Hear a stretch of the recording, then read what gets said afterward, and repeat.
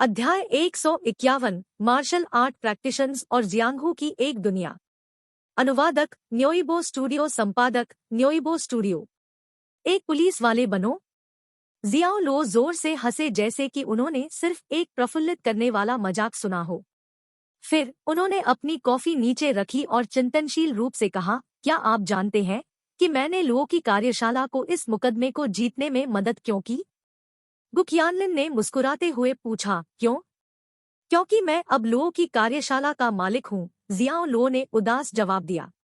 जबकि गुकयानलिन अभी भी सदमे में था, उसने अपना लैपटॉप बंद कर दिया, इसे अपने बैग में रखा, मेज से उठा और कैफे से बाहर चला गया। चारों ओर लटकने वाले एक पुलिस वाले के साथ उसने कॉफी पीने में कोई दिलचस्पी नहीं खो दी थी। गुकयानलिन अपनी सीट पर रह गई, स्तब्ध। कुछ समय के लिए वह यह स्वीकार करने में असमर्थ थी कि जियाओ लो की कार्यशाला का मालिक था। हालांकि अंत में उन्होंने आखिरकार राहत की सांस ली। पुलिस के लिए जियाओ लो एक व्यवसाय चलाना कुछ राहत देने वाला था। वह कल्पना नहीं कर सकती थी कि अगर जियाओ लो एक अपराधी होता तो उससे निपटना कितना मुश्किल होता। हालांकि वह 912 की घटना की अपनी जांच नहीं छोड़ेंगी। जियाओ लो बहुत संदिग्ध था और जिसने भी कानून तोड़ा था उसे कानून द्वारा दंडित किया जाना चाहिए, चाहे उनकी पहचान कुछ भी हो। चेन जियानबाई को मानहानि का दोषी ठहराया गया और 1 साल की जेल और $20,000 के जुर्माने की सजा सुनाई गई। टेस्ट बर्ड्स के फैंग चांगले को जांच के उद्देश्य से एंटीमोनोपोली एंड कॉम्पिटिशन रेस्टोरेशन ब्यूरो द्वारा अदालत कक्ष से सीधे दूर ले जाया गया था। ठोस सबूत थे और वह खगोलीय जुर्माना का सामना कर रहा होगा। एकल सार्वजनिक परीक्षण के साथ लो की कार्यशाला की प्रतिष्ठा बहाल की गई थी। न केवल वे ग्राहक जो उन्होंने पहले खो दिए थे वापस आ गए, बल्कि कई नए ग्राहक भी आए। इस बीच टेस्ट बर्ड्स की प्रतिष्ठा एक नए निचले स्तर पर गिर गई थी। कंपनी पर जनता के सदस्यों द्वारा थूका गया और शर्मिंदा किया गया। पलक झपकते ही जियांगचेंग के बेकरी उद्योग का परिदृश्य काफी बदल गया। एक उत्सव की दावत के बाद जियाओ लो और झांग दाशान उस स्थान पर लौट आए जहां वे रह रहे थे। फेंग वुहेन और अन्य 5 लोग ऊपर आए और बियर के 2-6 पैक और कुछ बारबेक्यूड भोजन लाए। दावत के बाद भी उन्होंने अभी तक अपनी लालसाओं को पूरी तरह से संतुष्ट नहीं किया था। वे आज रात कारखाने में अपने छात्रावास में लौटने का इरादा नहीं रखते थे। इसके बजाय वे जियाओ लो के घर पर रहने के लिए दृढ़ थे, भले ही इसमें केवल एक लिविंग रूम और एक बेडरूम था। पब फ्यूचर द्वारा विज्ञापन। चूंकि वे सभी लिविंग रूम में निचोड़ सकते थे, जियो लो को स्वाभाविक रूप से कोई आपत्ति नहीं थी। हालांकि वह कभी भी अपना बेडरूम नहीं छोड़ेंगे। हेक, यह बहुत उत्साहजनक है। ओल्ड जियाओ, अगली बार आपको मुझे इस तरह के अवसरों के लिए ढूंढना होगा जिनके लिए किसी को चेहरा दिखाने की आवश्यकता होती है। झांग दशान अभी भी याद कर रहा था कि उसने अदालत में लो की कार्यशाला का प्रतिनिधित्व कैसे किया था। जितना अधिक वह इसके बारे में सोचता था, उतना ही उत्साहित और सहज हो जाता था, यहाँ तक कि ऐसा महसूस करता था जैसे उसके पास पर्याप्त वकालत नहीं थी। जियाओ लो ने अपनी आंखें उस पर घुमाईं। क्या तुमने नहीं कहा कि तुम घर आ गए हो? घबरा गया, मेरे एएस। झांग दाशान ने शियाओ लो को अपना फोन दिखाया। यहाँ देखो। मेरे वीबो पर प्रशंसकों की संख्या एक बार में 500,000 बढ़ गई है और संख्या अभी भी बढ़ रही है। मैंने अदालत में जो बातें कही हैं, उनके उद्धरण भी ऑनलाइन प्रसारित हो रहे हैं। अब मैं कमोबेश एक इंटरनेट सेलिब्रिटी हूँ। जियाओ लो ने भौहें उठाईं और कहा, आप बहुत चालाक अभिनय कर रहे हैं। हे, मुझे लगता है कि वसंत का समय मेरे लिए आखिरकार आ गया है। कई महिला प्रशंसक वीबो पर मेरे संपर्क के बारे में पूछ रही है और मैं हर दिन दोहराए बिना एक अलग देख सकता हूँ। झांग दशान हंसे। जियाओ लो ने इस अर्थहीन बिंदु का जवाब नहीं दिया। ईमानदारी से कहूँ तो यह एक अच्छी बात थी कि उनके पास परीक्षण में मदद करने के लिए झांग दशान था। उत्तरार्ध अपने शब्दों से लोगों को क्रोधित कर सकता था, जबकि जियाओ लो के भाषण अधिक तर्कसंगत थे और वह शायद ही शाप दे सकता था। दोनों ने परीक्षण के लिए अपनी ताकत को जोड़ा प्रतिनिधि के लिए एक छवि बनाई जो उनकी दोनों विशेषताओं को प्रदर्शित करती थी। ओह हाँ, क्या आपने उस बूढ़ी औरत गाओ किंगफेंग के लिए नौकरी की व्यवस्था की है? जियाओ लो ने अचानक पूछा। बेशक, मैंने इसकी व्यवस्था की है। वित्त प्रमुख ने कंपनी के नाम पर उसे एक राशि दान की। उसके बेटे और बहू को उससे इसे लूटने से रोकने के लिए हमने एक वकील को पैसा सौंपा है। यह भत्ता के रूप में प्रत्येक महीने की शुरुआत में उसे भेजा जाएगा, यह सुनिश्चित करते हुए कि उसकी दैनिक जरूरतों को पूरा किया जाएगा। इसके अलावा मुझे अदालत में उसका प्रतिनिधित्व करने के लिए एक वकील मिला है। इस पारिवारिक मामले में परिणाम क्या होगा, यह मैं नहीं कह सकता। मम्मा, यह अच्छा है। जियाओ लो ने सिर हिलाया। वह किसी ऐसे व्यक्ति के साथ व्यवहार नहीं करेगा जिसने उसकी गलत तरीके से मदद की थी। इसके बारे में क्या, झांग डोंगहाई? आपको इसके लिए भाई फेंग से पूछना होगा, झांग दाशान ने कहा। फिर वह फेंग वुहेन पर चिल्लाया, जो दरवाजे के पास बारबेक्यू खा रहा था। भाई फेंग, 1 मिनट के लिए यहाँ आओ। ओल्ड जियो आपसे झांग डोंगहाई के बारे में पूछना चाहता है। ठीक है। फेंग वुहेन ने कटा हुआ मांस नीचे रखा और हवा के झोंके की तरह भाग गया। उसने अपने मुंह पर तेल पोंछा और जियाओ लुओ को सूचित किया, भाई फेंग, आपके निर्देशों के अनुसार हम झांग डोंगहाई और उनके परिवार को हवाई अड्डे पर ले गए और तब तक नहीं निकले जब तक कि हमने उन्हें विमान में सवार नहीं देखा। क्या आपने किसी संदिग्ध व्यक्ति को अपना पीछा करते हुए देखा है? जियाओ लुओ ने फिर पूछा। पब फ्यूचर द्वारा विज्ञापन। फेंग वुहेन ने अपना सिर हिलाया। नहीं, और लिटिल 5 सभी गुप्त रूप से हर समय स्थिति की देखरेख कर रहे थे। हमें किसी और को संदिग्ध नहीं लगा। ठीक है, आप जा सकते हैं, जियाओ लो ने जवाब दिया। भाई जियाओ, आओ और हमारे साथ बारबेक्यू का आनंद लो। हमने बहुत अधिक भोजन खरीदा, फेंग वुहेन ने कहा। हेक, भोजन बर्बाद करना बहुत शर्मनाक है। मुझे इस समस्या को हल करने में मदद करने दे। झांग दशान ने अपनी आस्तीन ऊपर उठाई और खुदाई करने की तैयारी की। फेंग वुहेन के कंधे पर एक हाथ रखकर वह भोजन के लिए चला गया। उन्होंने खाया, पिया, मांस खाया और एक दूसरे को डींग हाँकते रहे। शीर्ष मंजिल के विशाल स्थान में उनकी कठोर हंसी और चिल्लाहट सुनाई दी। जियाओ लो ने गहरी सांस ली, बाहर की ओर देखने के लिए मुड़ा और हवा के खिलाफ तेजी से खड़ा हो गया। जियांगचेंग के इस ग्रामीण हिस्से में रात बेहद शांत लग रही थी। इस बार इस तथ्य के अलावा कि लुओ की कार्यशाला ने पूरी जीत हासिल की थी, परिणाम उनके लिए भी फलदायी था। परीक्षण के कारण सिस्टम में उनके अंक 200,000 अंक बढ़ गए थे। वह एक अप्रत्यक्ष प्रभाव था और सिस्टम ने स्वचालित रूप से अपने बिंदुओं को पहचाना और एकत्र किया था। चूंकि सुनवाई को विभिन्न महत्वपूर्ण प्लेटफार्मों पर लाइव स्ट्रीम किया गया था, इसलिए कई लोग इससे प्रभावित हुए, जिससे उन्हें 200,000 अंक मिले। वह जीवन विस्तार क्षमता प्राप्त करने के लिए आवश्यक 500,000 अंकों के बहुत करीब था।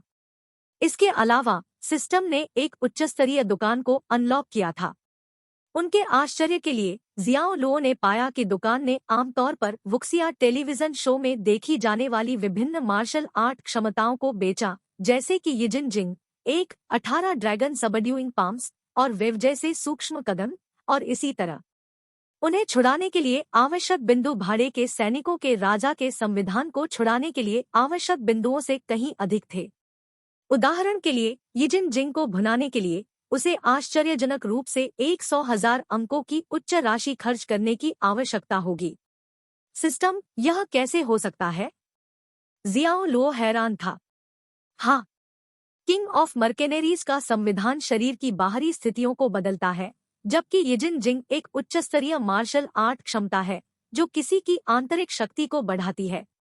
एक बार छुटकारा पाने के बाद मेजबान को आंतरिक धैर्य की एक असाधारण मात्रा प्राप्त होती है, चाहे वह शक्ति, गति या धीरज हो। इन सभी विशेषताओं को स्थायी रूप से मजबूत किया जाता है।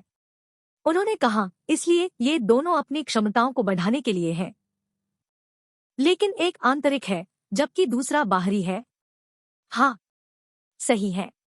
भाड़े के सैनिकों के राजा के संविधान को केवल 1,000 अंकों की आवश्यकता क्यों है, जबकि यिजिन जिंग को 100,000 अंकों की आवश्यकता है? यही वह बात थी जिसने जियो लो को सबसे ज्यादा परेशान किया। क्या 1000 और 100,000 के बीच का अंतर बहुत बड़ा नहीं था? यदि कोई इस नियम के अनुसार चलता है कि कोई चीज जितनी महंगी थी उतना ही बेहतर था, तो क्या इसका मतलब यह नहीं था कि यिजिन जिंग भाड़े के सैनिकों के राजा के संविधान की तुलना में बहुत अधिक शक्तिशाली था?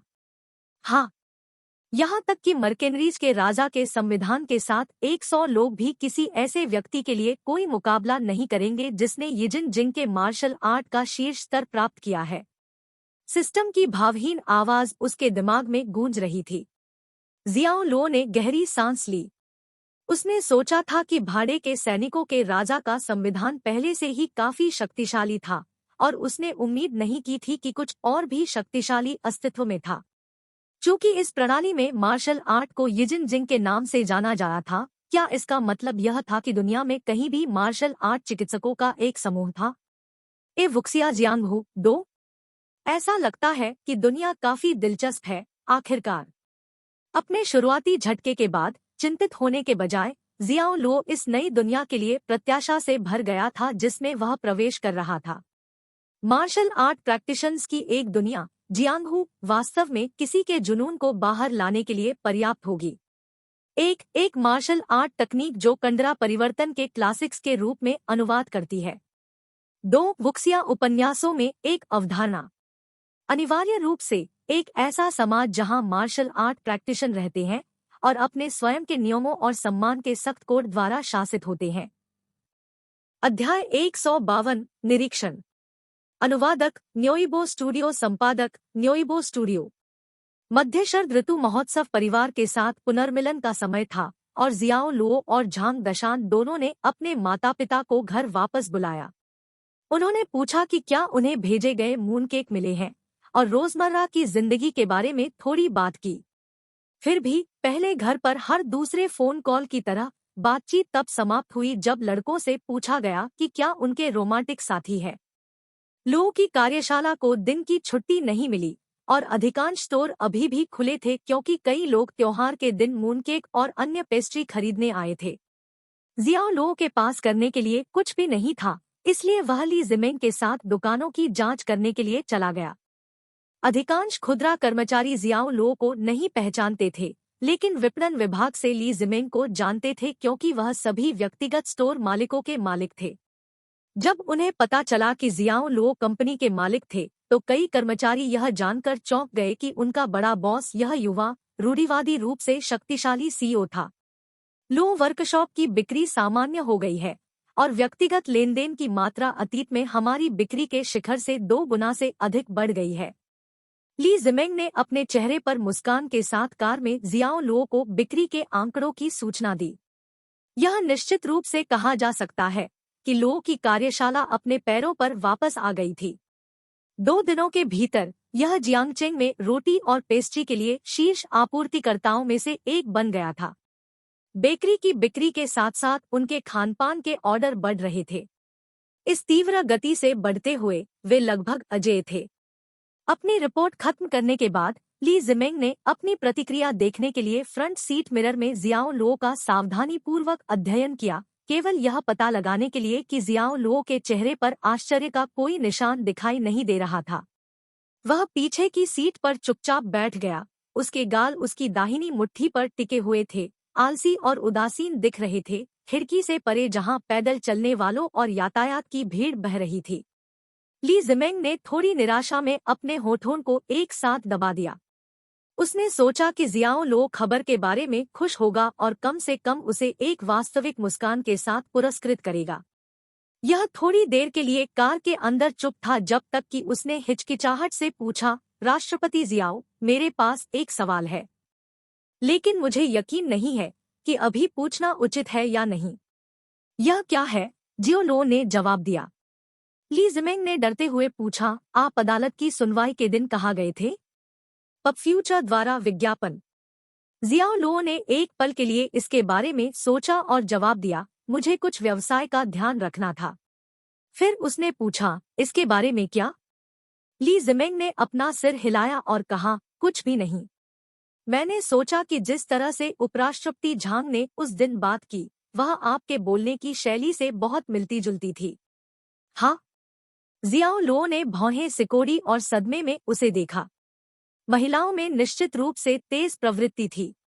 वह इसे पकड़ने में भी कामयाब रहा। ली जिमेंग को अपने घूरने से थोड़ी बेचैनी महसूस हुई और अजीब तरह से मुस्कुराया। यह समान नहीं है। मुझे लगता है कि मैं अतिसंवेदनशील था। तुम ठीक कह रहे हो। आप अतिसंवेदनशील हैं, जियाओ लो ने सख्ती से कहा। ली जिमेंग ने शियाओ लो को आईने में हंसते हुए देखा। फिर भी उसकी मुस्कान के बारे में कुछ अप्राकृतिक था। शायद यह बस अजीब था। फिर उसने सोचा, मुझे इस तरह की कष्टप्रद बातचीत क्यों शुरू करनी पड़ी? उपराष्ट्रपति झांग है और राष्ट्रपति जियाओ है, तो मैं संभवतः उन्हें कैसे मिला सकता था? कुछ देर बाद वे दूसरे स्टोर में पहुंचे। यह स्थान एकदम सही था, ग्राहकों के स्थिर प्रवाह के साथ सभी दिशाओं में छोटे आवासीय क्षेत्रों से घिरा हुआ था। यह वह स्टोर था जहां बूढ़े आदमी की अचानक दिल का दौरा पड़ने से मृत्यु हो गई।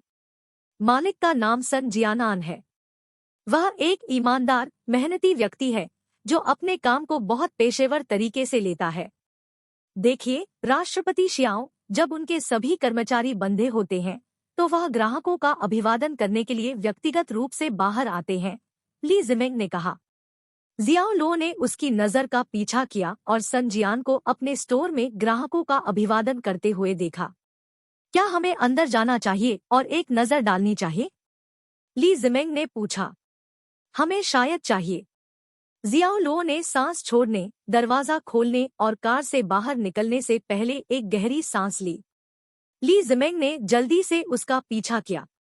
उसकी ऊंचाई पहले से ही 5'6" के करीब थी और जब उसने हील्स पहनी थी तो उसका लंबा फिगर और भी लंबा लग रहा था। उसके बालों को उसके सिर के पीछे पोनीटेल में बड़े करीने से बांधा गया था।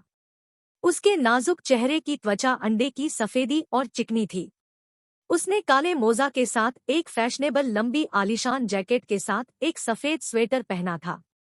अपने पैरों को उजागर करते हुए उसने प्रलोभन की भावना को प्रकट किया, जिसने उसे चलते ही पुरुषों से कुछ लुक दिलाया।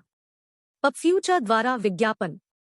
उसके विपरीत जियाओ लो की पोशाक बहुत अधिक सरल थी। उन्होंने कैजुअल ब्लैक पैंट के साथ ब्लैक स्वेटर पहना था। उसकी आस्तीन ऊपर की ओर लुढ़क गई थी, जिससे उसकी बाहें उजागर हो रही थी। उनकी अनौपचारिक शैली ने अलगाव की एक अनूठी भावना पैदा की। वह साफ, सुंदर लेकिन ठंडा था। आमतौर पर जो कोई भी ली जिमेंग के बगल में खड़ा होता था वह उसकी भारी उपस्थिति से भयभीत हो जाता था, लेकिन जियाओ लो के लिए ऐसा नहीं था। उनके स्वाभाविक आत्मविश्वास ने उन्हें अधिकार की आभा और एक शक्तिशाली अहंकार को बनाए रखने की अनुमति दी। वह हर किसी के ऊपर खड़े राजा की तरह था और ली जिमेंग वफादार रिटेनर था जो उसके बगल में खड़ा था। स्टोर ग्राहकों के साथ व्यस्त था, इसलिए जियाओ लो ने जानबूझकर व्यस्त सन जियानान को परेशान नहीं किया। सन जियानान के चेहरे पर मुस्कान छा गई। स्टोर के व्यवसाय में सुधार हुआ था और थकावट और असहायता के निशान जियाओ लो ने पहली बार मिलने पर उसके बारे में देखा था, जो पूरी तरह से गायब हो गया था। राष्ट्रपति जियाओ। सन जियानान की आवाज उत्साह में कांप रही थी जब उसने आखिरकार देखा कि जियाओ लो उसके ठीक सामने खड़ा है। जियाओ लो मुस्कुराया और पूछा, मिस्टर सन, अब व्यवसाय कैसा है? अच्छा, बहुत अच्छा। जब से उस अदालती मामले का निपटारा हुआ है तब से यहाँ व्यापार में विस्फोट हुआ है। मैंने इतने लंबे समय में इतने सारे ग्राहकों को हमारे स्टोर में आते नहीं देखा है। सन जियानान बहुत भावुक और आभारी था। उन्होंने नहीं सोचा था कि जियाओ लो कार्यशाला को अगले स्तर पर ले जा सकता है। अब वह अपनी भतीजी सुनयू को जियाओ लो की पहचान के बारे में बताने की इच्छा से भरा था ताकि वह इस आदर्श व्यक्ति को पकड़ सके। जियाओ लो ने सिर हिलाया और टिप्पणी की, यह अच्छा है। मालिक, क्या आपके पास रोटी है जो बुजुर्गों के खाने के लिए अच्छी है? मुझे कुछ नरम चाहिए। हम बूढ़े लोगों के पास बहुत सारे दांत नहीं बचे हैं और कठोर चीजों को चबा नहीं सकते हैं। एक बूढ़ी महिला ने आकर सन जियानान से पूछा। बेशक, हम करते हैं। यह वहीं पर है। मैं आपको दिखाता हूँ। सन जियान ने ग्राहक के सवाल का उत्साहपूर्वक जवाब दिया। उसे याद आया कि जियाओ लो यहाँ था जैसे ही वह दूर जाने वाला था। वह मुड़ा और अपने बॉस को एक समस्याग्रस्त मुस्कान दी, कहा, राष्ट्रपति जियाओ, मैं। जियाओ लो ने उसे हाथ हिलाया, मेरे बारे में चिंता मत करो। बस जाओ और अपना काम करो। ठीक है, सन जियान ने जवाब दिया और महिला की मदद करने के लिए चला गया। जियाओ लो लक्ष्यहीन रूप से घूम रहा था। पेस्ट्री की दुकान और बेकरी के लिए पर्यावरण सबसे महत्वपूर्ण पहलू था। ग्राहकों के विश्वास को बढ़ाने के लिए एक स्वच्छ, संगठित स्टोर आवश्यक था। यदि दुकान गंदी और असंगठित थी, तो ग्राहक स्वाभाविक रूप से संदेह करेंगे कि उनके उत्पाद भी अस्वास्थ्यकर थे। भले ही उसने अपनी पहचान उजागर नहीं की थी, लेकिन कई युवा अंशकालिक कर्मचारियों ने अनुमान लगाया था कि वह कौन था। चूंकि ली जिमिंग भी इस आदमी के पीछे पूंछ की तरह डरपोक चल रहा था, इसलिए यह नए बिग बॉस के अलावा और कौन हो सकता है। बेशक इस सिद्धांत की पुष्टि सन जियान की युवा महिला श्रमिकों में से एक द्वारा भी की गई थी। वाह, तो वह हमारा बड़ा मालिक है। बहुत सुंदर। विस्मित लड़की ने जियाओ लो पर एक प्यार भरी नजर डाली, यह कहते हुए, इसलिए वे टीवी नाटक सभी नकली नहीं है। इस दुनिया में वास्तव में अमीर और शक्तिशाली सीईओ प्रकार हैं। जल्दी करो और एक फोटो ले लो। अगर आप अपना मौका चूक गए तो यह दुकान बंद हो जाएगी। मुझे लगता है कि बॉस और डिपार्टमेंट हेड ली एक अच्छी जोड़ी बनाएंगे। एक अच्छा आदमी और सुंदरता, हम संभवतः यहाँ एक मौका नहीं खड़ा करते हैं। इतना सुंदर और सफल बॉस, मुझे उनका छोटा तीसरा पहिया होने में कोई आपत्ति नहीं होगी। कर्मचारियों ने चुपचाप आपस में बातचीत की और अपने ग्राहकों का अभिवादन करते समय जियाओ लो की कुछ तस्वीरें चुराने का प्रयास किया। अध्याय 153, अतीत में अद्भुत समय। अनुवादक न्योइबो स्टूडियो, संपादक न्योइबो स्टूडियो। शियाओ लो और ली जिमिंग ने स्टोर के प्रवेश द्वार के सामने अतिथि बेंच पर बैठकर अपनी गर्म चाय पी। ग्राहकों की सेवा करने के बाद सन जियानन उत्साहपूर्वक चले गए और एक विनम्र मुस्कान के साथ पूछा, राष्ट्रपति जियाओ, क्या आपके पास हमारे काम के लिए कोई रचनात्मक सलाह है? यदि उन्होंने पहले जियाओ लो के प्रति संदिग्ध रवैया बनाए रखा था, तो अब वह जियाओ लो के नेतृत्व पर 100% भरोसा करते हैं। यदि जियाओ लो के पास कौशल नहीं था, तो लो कार्यशाला इतने कम समय में अपने पैरों पर वापस आने में सक्षम नहीं होती। यहाँ तक कि टेस्ट बर्ड्स के पुराने अध्यक्ष फेंग चांगलेई जियाओ लो से हार गए। युवक की क्षमता ने उसे ऐसा महसूस कराया जैसे जियाओ लो मानव जाति से ऊपर खड़े भगवान की तरह था। मेरे पास केवल एक सलाह है। जियाओ लो मुस्कुराया और अपने बगल में ली जिमिंग को देखने के लिए अपना सिर घुमाया। यह स्टोर फ्रंट मालिक के लिए भी एक अनुरोध है। ली जिमिंग ने जियाओ लो के अगले शब्दों को ध्यान से रिकॉर्ड करने के लिए जल्दी से कुछ कागज और एक कलम निकाली ताकि वह इसे सभी स्टोर फ्रंट तक ला सके। मालिक को यह सीखने की जरूरत है कि 5A सिद्धांत के साथ स्टोर का प्रबंधन कैसे करें।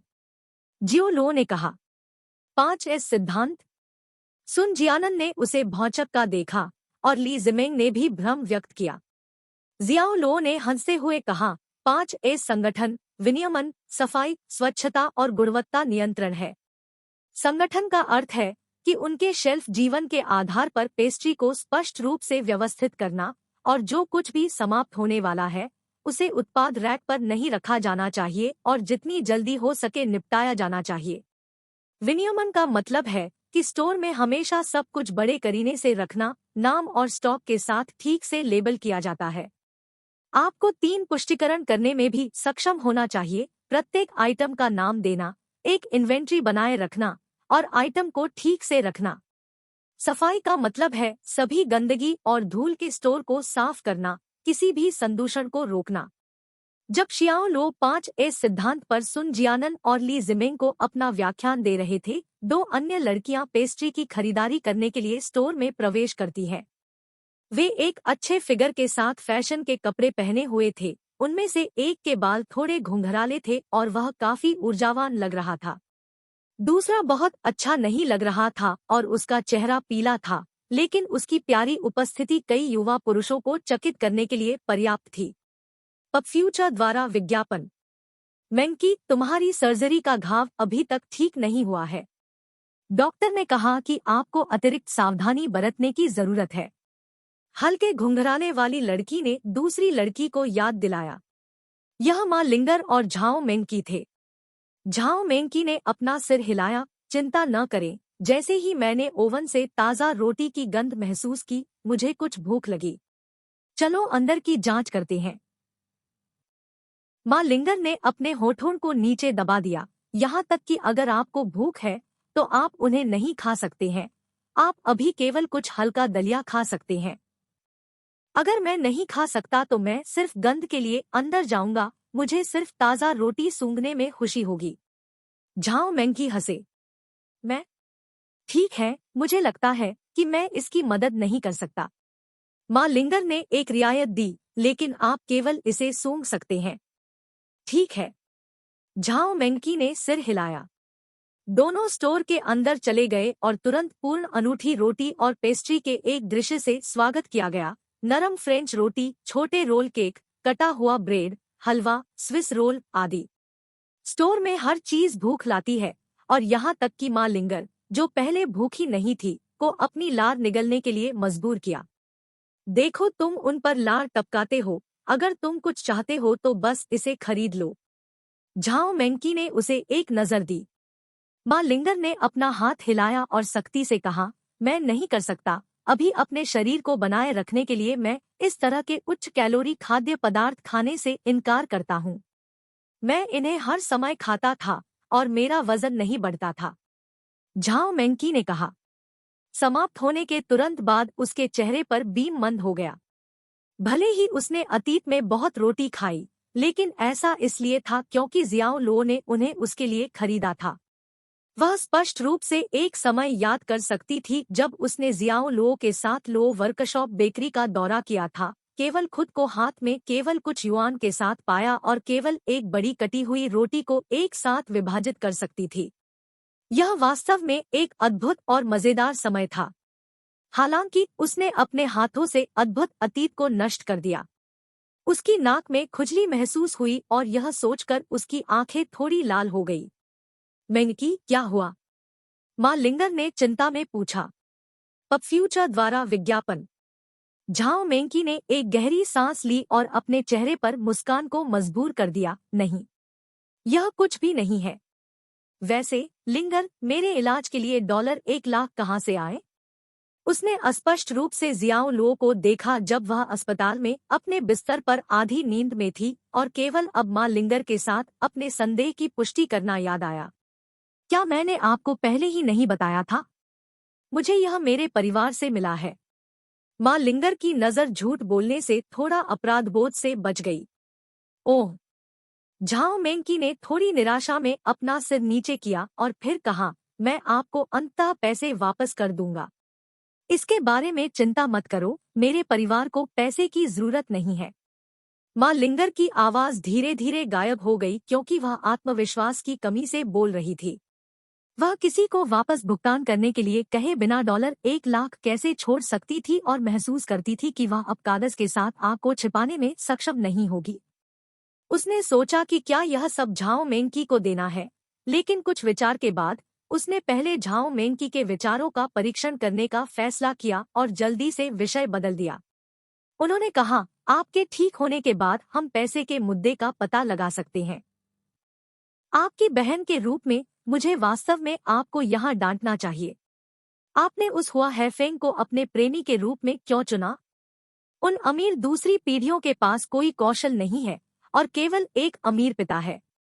उसे देखो, जब से तुम अस्पताल में भर्ती हुए हो तब से वह तुम्हें देखने भी नहीं आया है। ओह नहीं, यहाँ तक कि उसे मैल कहना भी बहुत उदार है। वह एक गड्ढे के नीचे सिर्फ एक चट्टान है जो बदबूदार और कठोर है। झाओ मेंकी के चेहरे पर एक कठिन मुस्कान थी। रुको, उसका उल्लेख मत करो। अब जब ऐसा हुआ है तो मैं अपने अलावा किसी और को प्रलोभन में खरीदने के लिए मूर्ख होने के लिए दोषी नहीं ठहराऊंगा। ऐसा मत कहो, बहुत कम लड़कियां पैसे के सामने प्रलोभन को रोक सकती हैं। उदाहरण के लिए, अगर एक अमीर लड़का मुझ पर कुछ $100,000 फेंकने की कोशिश करता है, तो मैं भी बिना किसी हिचकिचाहट के उसके साथ चल सकता हूँ। माँ लिंगर ने कुशलता पूर्वक विषय को बदल दिया और विषय को जियाओ लो में बदल दिया। ठीक है, इतना ही काफी है, चलो किसी और के बारे में बात करते हैं। मैंकी, वह जियाओ लो व्यक्ति कौन है जिसे आप अस्पताल में आधी नींद में सो रहे थे? झाओ मेंकी हैरान था और उसके दिमाग में उसकी कठिनाई पर हंस रहा था। क्या मैंने बेहोश होने के दौरान उसका नाम पुकारा? वह मेरा पूर्व प्रेमी और मेरा पहला प्यार था। हम दोनों के लिए यह पहली बार था जब हम प्यार में पड़ गए थे, जिसमें पहले कोई अनुभव नहीं था। हमने खुद को मूर्ख बनाया, पीड़ित हुए, गड़बड़ थे और पहले बहुत सारे दृष्टिकोण फेंके थे। लेकिन अब जब मुझे सब कुछ याद है तो यह मिठास से भर गया था। वह मीठी मुस्कान के साथ मुस्कराई। जब भी वह जियाओ लो के बारे में सोचती है, झाओ मेंकी खुश महसूस करती है। उसके दिमाग में एक पुराना दृश्य उभर आया। वह छाता नहीं लाई थी और बारिश के गुजरने का इंतजार करने के लिए केवल एक बस स्टॉप के पीछे खड़ी हो सकती थी। उसका मासिक यहाँ था और यह इतना दर्दनाक था कि वह ठीक से चल भी नहीं सकती थी। इसलिए जियाओ लो उसे बिना किसी हिचकिचाहट के अपने छात्रावास में वापस ले गया। उसे याद नहीं था कि क्यों, लेकिन दोनों पेड़ के नीचे लड़ गए और गुस्से में चले गए। क्या आप अभी भी उससे प्यार करते हैं? माँ लिंगर ने पूछा। झाओ मेंकी का शरीर थोड़ा कांप गया। उसके मन की सारी यादें हमेशा यादें बनकर रह जाएंगी। वह मजाक में हंसे और अपना सिर हिलाया। मैं अब उससे प्यार करने के लायक नहीं हूँ।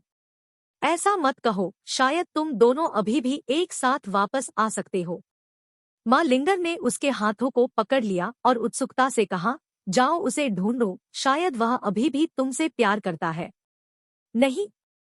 झाओ मेंकी अचानक अनियंत्रित रूप से चिल्लाया और एक कदम पीछे हट गया। जैसे ही उसने देखा कि उसका दोस्त वहां चुपचाप खड़ा था, उसकी अभिव्यक्ति क्षमा प्रार्थी होने लगी। क्षमा करे, मैं। उसने अपनी आंखें बंद कर ली और दर्द से कहा, मैं वह थी जिसने उसे पहली जगह में छोड़ दिया था। मुझे यह पसंद नहीं था कि वह हमेशा सिर्फ एक अंशकालिक था। मेरे पास अब उसे फिर से खोजने के लिए कोई चेहरा नहीं है। अध्याय 154, उसके लिए खुश रहो। अनुवादक न्योइबो स्टूडियो, संपादक न्योइबो स्टूडियो। झाओ मेंकी के शब्द दर्द और अफसोस से भरे हुए थे। उसने पहले उसे एक पाठ भेजने की कोशिश की थी, लेकिन जियो लो ने जवाब नहीं दिया। उसने अपनी दूरी बनाए रखी, यहाँ तक कि उसके साथ ऐसा व्यवहार किया जैसे कि वह एक अज्ञात अजनबी हो। उसके पास लौटने का कोई रास्ता नहीं था। माँ लिंगर ने सहानुभूति में आह भरी, लेकिन यह नहीं पता था कि और क्या कहना है। तभी गेस्ट एरिया का दरवाजा खुला। झाओ मेंकी और माँ लिंगर यह देखकर दंग रह गए कि शियाओ लो स्टोर के मालिक सन जियानन के साथ बाहर निकल रहे थे, जो उन्हें बाहर निकलने की ओर ले जा रहे थे। जैसे जैसे चीजें बीतती गई, इसने इस कहावत की पुष्टि की, कभी कभी मुठभेड़ पूरी तरह से अप्रत्याशित होती है। जियो लो, वह यहाँ क्या कर रहे हैं? माँ लिंगर ने आश्चर्य से हाँफते हुए खुद को सोचा। झाओ मेंकी पूरी तरह से हक्का बक्का रह गया था। उसका मुंह थोड़ा खुला था, वह जहां खड़ी थी वही जड़ थी। उसने जियाओ लो को चुपचाप देखा। उसकी पीठ के पीछे दोनों हाथों के साथ चल रही थी। उसका दिमाग खाली था। जैसे ही वे बाहर निकलने की ओर बढ़े, वह करीब आ गया, लगभग एक हाथ की पहुंच के भीतर। जैसे जैसे वह करीब आया, वह और अधिक घबरा गई और वह महसूस कर सकती थी कि उसकी हृदय गति काफी बढ़ गई है, लगभग उस बिंदु तक कि उसका दिल उसकी छाती से बाहर निकल जाएगा। उसका पूरा शरीर चिंता में जम गया और उसे अपनी छाती में जकड़न और सांस फूलने की भावना महसूस हुई। झाओ मेंकी के ठीक आगे चलते हुए जियाओ लो ने उसे बिल्कुल नहीं देखा, क्योंकि ली जिमिंग अपने बाईं ओर चल रहा था, उसकी दृष्टि की रेखा को अवरुद्ध कर रहा था। वह स्टोर का निरीक्षण करने के लिए वहां था और आसपास मिल रहे ग्राहकों पर ज्यादा ध्यान नहीं दिया। राष्ट्रपति जियाओ, चिंता मत करो। मैं निश्चित रूप से 5A सिद्धांत के बारे में अधिक अध्ययन करूंगा और स्टोर के भीतर इसे बढ़ावा दूंगा। सुन जियानन ने आदरपूर्वक कहा। जियाओ लो ने सिर हिलाया। उन्होंने कॉलेज में में पढ़ाई की थी और उत्पादन प्रबंधन में विशेषज्ञता हासिल की थी। मार्गदर्शक सिद्धांत लाभप्रदता को अधिकतम करने के लिए वित्त पोषण और श्रम में उच्चतम दक्षता और सबसे कम लागत पर काम करना था। 5S सिद्धांत उनके प्रमुख की नींव थी, लेकिन यह केवल अकादमिक हलकों के भीतर बहुत अधिक सिद्धांत बना रहा। विश्व स्तर पर 5S दृष्टिकोण को बड़े निगमों और निर्माताओं द्वारा पूरी तरह से अपनाया और कार्यान्वित नहीं किया गया था, और बहुत कम प्रबंधक इसके थे। जैसे ही उसने जियाओ लुओ को अपनी दिशा पर एक नज़र डाले बिना चलते देखा, झाओ मेंगी निराशा से दूर हो गया। उसे ऐसा लगा जैसे उसकी पूरी आत्मा उसी पल उसके शरीर से बाहर निकल गई हो। सबसे परिचित अजनबी, वह आखिरकार समझ गई कि इस वाक्यांश का क्या मतलब है। जियाओ मा लिंगर ने जियाओ लुओ को बुलाने का प्रयास किया, लेकिन खुद को पकड़ लिया क्योंकि उसे अचानक एहसास हुआ कि उसके बगल में एक सुंदर दिखने वाली महिला थी। वह एक अच्छी तरह से अंगित, पतली आकृति के साथ एक उत्कृष्ट सुंदरता थी, ठाठ कपड़े पहने हुए जो काफी महंगे लग रहे थे और खुद को आत्मविश्वास की हवा के साथ ले जाते थे। वह उच्च स्थिति की महिला की तरह दिखती थी, शायद जियाओ लुओ की प्रेमिका भी। पबफ्यूचर द्वारा विज्ञापन। जैसे मा लिंगर ने झाओ मेंगी को बहुत अजीब स्थिति में डालने के डर से जियाओ लुओ को नहीं बुलाया। वह मुड़ी और झाओ मेंगी को देखा, जो अब निराशा से दूर दिखाई दे रहा था। वह एक दयनीय दृश्य लग रहा था। मा लिंगर ने उसे सांत्वना देने के लिए धीरे से पकड़ा और कहा, यह ठीक है, परेशान मत हो। वह केवल अपने धन के लिए अपने बगल में महिला से चिपक रहा है। यह उनके जैसे आदमी का पीछा करने लायक नहीं है, जो आसानी से सत्ता से प्रभावित हो। कोई आश्चर्य नहीं कि वह $1 लाख सौंपने में इतना उदार था। यह चरित्र दोष कारण होना चाहिए। मा लिंगर ने खुद को तर्क दिया, क्योंकि उसने एक गहरी सांस ली। अपने मन में वह चिल्लाई, जियाओ लुओ, मैं तुम्हारे बारे में गलत था। कितना परेशान करने वाला। मैं जानबूझकर अपना मेकअप ठीक करने के लिए टॉयलेट में गया और बिग बॉस ने मुझ पर अपनी नज़र भी नहीं डाली। आपको शायद अवास्तविक उम्मीदें रखना बंद कर देना चाहिए और काम पर वापस आना चाहिए। ठीक है, तुम ठीक कह रहे हो। कड़ी मेहनत करें और डिपार्टमेंट हेड बनने की कोशिश करें ताकि बिग बॉस आपको एक लुक दे सके। कुछ अंशकालिक लड़कियां एक काउंटर पर इकट्ठा हुई थी और स्टोर के सामने देखते हुए जोर से चर्चा कर रही थी। Big boss? मा लिंगर एक पल के लिए हैरान रह गया। इसके बाद वह चली गई और लड़कियों की ओर हाथ हिलाया, मुझे माफ करना। हेलो, एक लड़की ने मुस्कुराते हुए उत्साहपूर्वक जवाब दिया, गपशप मोड से अपने पेशेवर काम पर मोड में वापस आ गई। वह विनम्र थी और मां लिंगर को एक प्यारी, वास्तविक मुस्कान की पेशकश की। मां लिंगर इस बारे में उत्सुक थे कि उन्होंने पहले अपने बिग बॉस के बारे में क्या उल्लेख किया था और पूछा, क्या मुझे पता है कि आप महिलाएं पहले जिस बिग बॉस की चर्चा कर रही थी, वह जियाओ लुओ व्यक्ति था जो अभी बाहर चला गया था। जो लड़कियां पहले वहां इकट्ठी हुई थी, वे उसे सुनते ही उसके पास आईं। गपशप आखिरकार एक महिला का स्वभाव था। यह सही है। वह लुओ की कार्यशाला का बड़ा बॉस है। अंशकालिक लोगों में से एक ने जवाब दिया। मां लिंगर ने भौहें सिकोड़ी, क्या लुओ की कार्यशाला के मालिक को फैंग नहीं कहा गया था? हाँ, 1 महीने पहले तक मिस्टर फैंग हुआ करते थे। राष्ट्रपति जियाओ, जो अब हमारे बड़े बॉस हैं, ने लुओ की कार्यशाला को खरीदा। ठीक है, अगर बिग बॉस ने लुओ की कार्यशाला को नहीं खरीदा होता तो पूरी कार्यशाला निश्चित रूप से दिवालिया हो जाती। उन्होंने कहा, बिग बॉस निश्चित रूप से अद्भुत है। वह केवल 1 महीने के भीतर लुओ की कार्यशाला को वापस लाने में कामयाब रहे और यहाँ तक कि इसके मुख्य प्रतियोगी टेस्ट बर्ड्स को भी नीचे उतार दिया। अंशकालिक लड़कियां जब जियाओ लुओ के बारे में बात कर रही थी तो वे सभी आंखें नम और उदास थी और उनकी आंखें उस आदमी के लिए सबसे गहरी प्रशंसा से भर गई थी। मां लिंगर चौंक गया और अविश्वास में चौड़ी आंखों से घूरता हुआ वहां खड़ा था। पबफ्यूचर द्वारा विज्ञापन। झाओ मेंगी ने उसी तरह से प्रतिक्रिया व्यक्त की, लेकिन शुरुआती झटके के बाद वह एक अवसाद में गिर गई, दर्दनाक अफसोस से भरी हुई जो उसकी हड्डियों तक पहुंच गई। नहीं, जियाओ लुओ को लुओ की कार्यशाला खरीदने के लिए पैसा कैसे मिला? मां लिंगर ने अपनी आवाज कम किए बिना पूछा।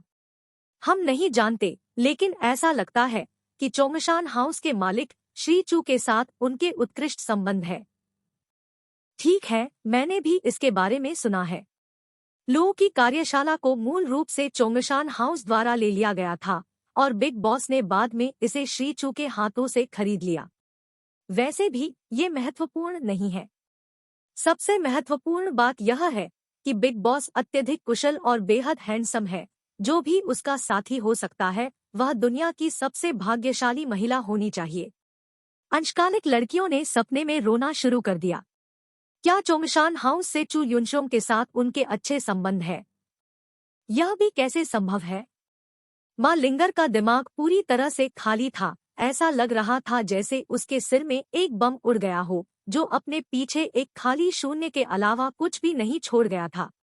चू युनशियोंग एक प्रभावशाली व्यवसायी थे जिनके पास अंतर्राष्ट्रीय स्तर पर महत्वपूर्ण व्यापारिक नेटवर्क थे और उनके कद के किसी व्यक्ति को जियाओ लुओ का दोस्त होना अविश्वसनीय था। गलत है, यह सब गलत है। वह अपनी पहले की धारणा के बारे में सोचकर शर्मा गई कि जियाओ लुओ केवल पद और प्रसिद्धि हासिल करने के लिए एक अमीर परिवार की बेटी से चिपके हुए थे। जैसे ही उसने झाओ मेंकी की ओर देखा, उसने एक अकेली आकृति को अपनी निराशा से तौला हुआ देखा। उसने दुकान से बाहर देखा क्योंकि उसकी आंखों के कोने से आंसू बह रहे थे। उसने यह किया जैसा उसने कहा वह करेगा। एक दिन हर कोई उसे देखेगा और वे सभी कहेंगे उसने यह किया, हा हा हा। झाओ मेंकी सनकी ढंग से हंसे, खुद से असंगत रूप से फुसफुसाए। मां लिंगर ने भौहें सिकोड़ी। उसने अपनी बहन झाओ मेंकी के साथ सहानुभूति व्यक्त की और कामना की कि वह उसे बेहतर महसूस करने के लिए कुछ कर सके।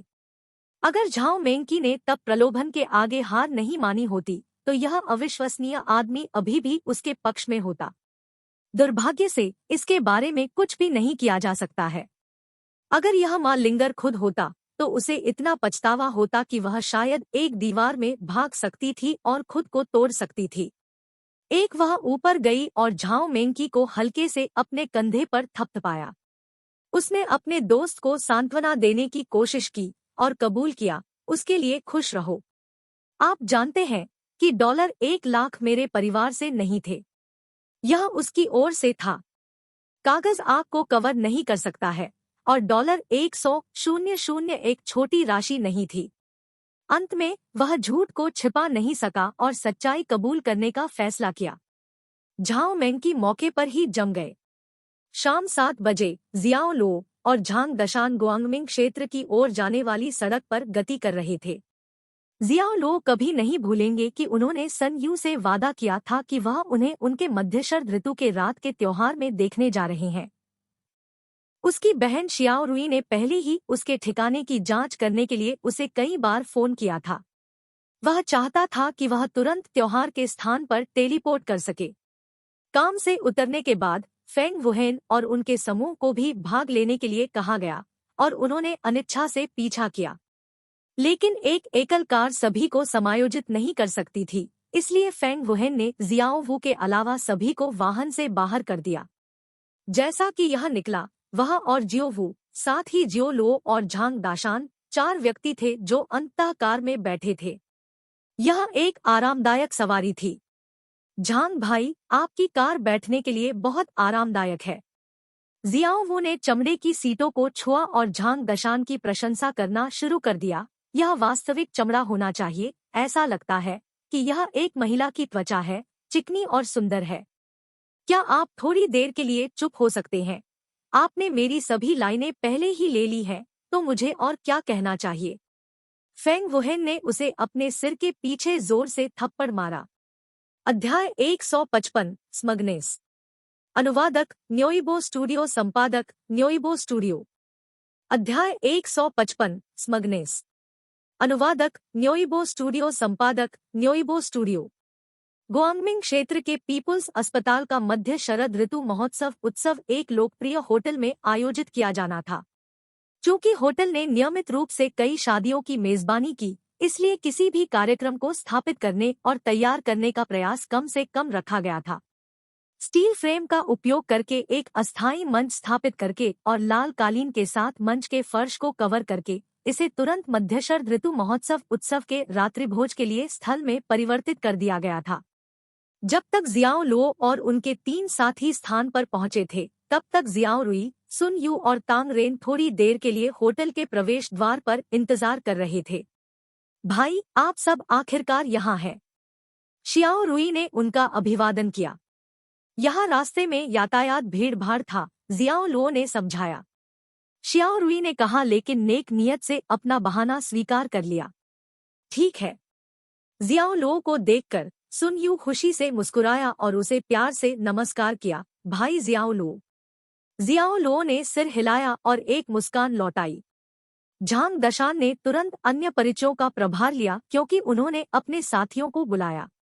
आओ भाई फेंग, मैं उन्हें तुमसे मिलवाता हूँ। यह ओल्ड जियाओ की छोटी बहन रुई है। आप उसे मेरी तरह बहन लो के रूप में संबोधित कर सकते हैं। उसके बगल में यह खिलौना लड़का। मेरा मतलब है कि यह सुंदर युवक यहाँ उसका पति तांग रेन है। यहाँ इस महिला के लिए मुझे आपको जोर देना होगा। यह खूबसूरत महिला सन यू है, जो ओल्ड जियाओ की भविष्य की पत्नी है। सुन यू झांग दशान के सीधे परिचय से चौंक गया और उसका सुंदर चेहरा शर्म से लाल हो गया। हेलो भाभी, फेंग वुहेन और लिटिल फाइव एक स्वर में चिल्लाए। उनके भाव बहुत गंभीर थे और उनकी आवाज बहुत तेज थी। इससे सन यू का चेहरा और भी लाल हो गया और वह इतनी शर्मिंदा थी कि वह जमीन में किसी भी दरार में छिप गई होती अगर कोई भी बड़ा होता। मुझे अपना मेकअप करवाने के लिए बैकस्टेज जाना पड़ता है। भाई शियाओ लो, आप सभी बहन रुई का अनुसरण क्यों नहीं करते? कृपया अंदर जाइए और सीट ढूंढिए। ऐसा कहने के बाद वह लगभग ऐसे चली गई जैसे कि वह पकड़ने से बचने की कोशिश कर रही थी और बैकस्टेज पर अपने रास्ते में लगभग कई लोगों से टकरा रही थी। पब फ्यूचर द्वारा विज्ञापन। बड़े चेहरे वाले झांग, देखो तुमने क्या किया है। तुमने यूयू को डरा दिया। जियाओ रुई ने झांग दशान को बुरी नजर देते हुए फटकार लगाई। ठीक है, मुझे कैसे पता चला कि सुंदर महिला सूरज इतनी शर्मीली है?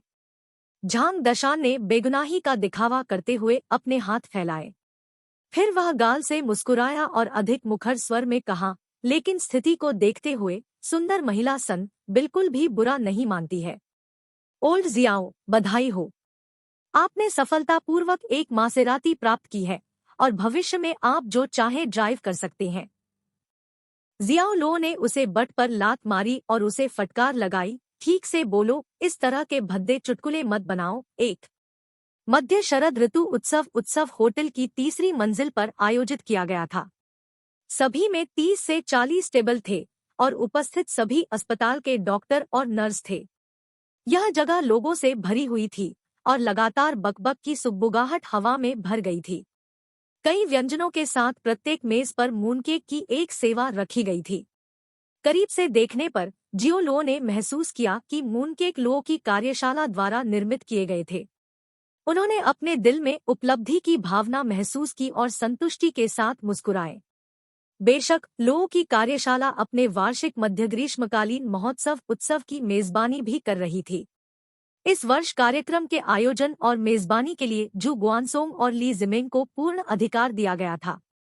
उन्होंने सुना था कि यह एक डिनर पार्टी भी थी। यह इस साल बिना किसी प्रदर्शन के होगा, लेकिन रात्रिभोज के अंत में एक लकी ड्रॉ आयोजित किया जाएगा जिसमें शीर्ष पुरस्कार $10,000 होगा। इसने अपने श्रमिकों के बीच बहुत रुचि पैदा की और वे बड़ी प्रत्याशा के साथ घटना की प्रतीक्षा कर रहे थे। बहन लो, तांग रेन, क्या आप सभी को नहीं लगता कि मैं पहले से अलग हूँ? झांग दशान ने पूछा। वह बहुत लंबे समय से इस प्रश्न में उलझे हुए थे। आखिरकार वीबो पर अब उनके 800,000 से अधिक प्रशंसक थे। लाइव स्ट्रीम किए गए सार्वजनिक परीक्षण ने उन्हें रातों रात इंटरनेट सनसनी बना दिया था। उन्हें लगा जैसे उनके पास पहले से ही सेलिब्रिटी का दर्जा था और उनके आने के बाद से मौजूद भीड़ की प्रतिक्रिया से निराश थे। यहाँ तक कि शियाओ रुई ने भी अब तक इसके बारे में कुछ भी उल्लेख नहीं किया था।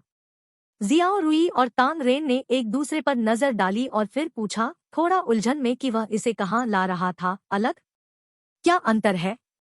क्या आपका चेहरा हमेशा की तरह बड़ा नहीं है? FCK। झांग दशान ने लगभग जोर से शाप दिया। लेकिन वह जोर से कहा, क्या आपने और तांग रेन ने सार्वजनिक परीक्षण नहीं देखा जो हाल ही में सभी गुस्से में था? तांग रेन ने अपना सिर हिलाया और दो टूक जवाब दिया, भाई शान, काम के अलावा मैं अपना सारा समय मेडिकल प्रैक्टिशन के योग्यता प्रमाण पत्र के लिए बैठने की तैयारी में बिताता हूँ और मेरे पास टेलीविजन देखने का बिल्कुल भी समय नहीं है। इसके अलावा मुझे अदालत के मामलों में विशेष दिलचस्पी नहीं है। अगर मेरे पास कोई खाली समय है तो मैं कोरियाई नाटक के कुछ और एपिसोड देखना पसंद करूंगा। जियाओ रुई सहमत हुए। ठीक है, ऐसा लगता है कि मैं सुअर से पहले मोती डाल रहा हूँ। झांग दाशान ने निराशा के संकेत के साथ सांस ली, उम्मीद की कि उनकी नई प्रतिष्ठा उनसे पहले होगी। शियाओ रुई नाराज थे। उसने अपनी चॉपस्टिक्स नीचे रख दी और गुस्से से झांग दशान को घूरने लगी। झांग दशान, आप किसे सुअर कह रहे हैं? झांग दाशान जल्दी से अपने शब्दों पर दोगुना हो गया, फिर लापरवाही से फेंग वुहेन और लिटिल फाइव की ओर इशारा किया, जो दोनों भोजन में खुदाई कर रहे थे, और हिकारत के साथ कहा, मैंने कहा कि वे सुअर हैं। उन्हें देखो, देखें कि वे कितना खा सकते हैं, दो लालची सुअरों की तरह। पप फ्यूचर द्वारा विज्ञापन। भाई झांग, लिटिल फाइव और मैं निर्दोष हैं। हम यहाँ कोई अपराध नहीं कर रहे हैं। फेंग वुहेन ने अपना सिर उठाया और जोर से हंसे। मासूम बेटा, मैं प्रशंसा कर रहा हूँ कि आप कितने मजबूत हैं।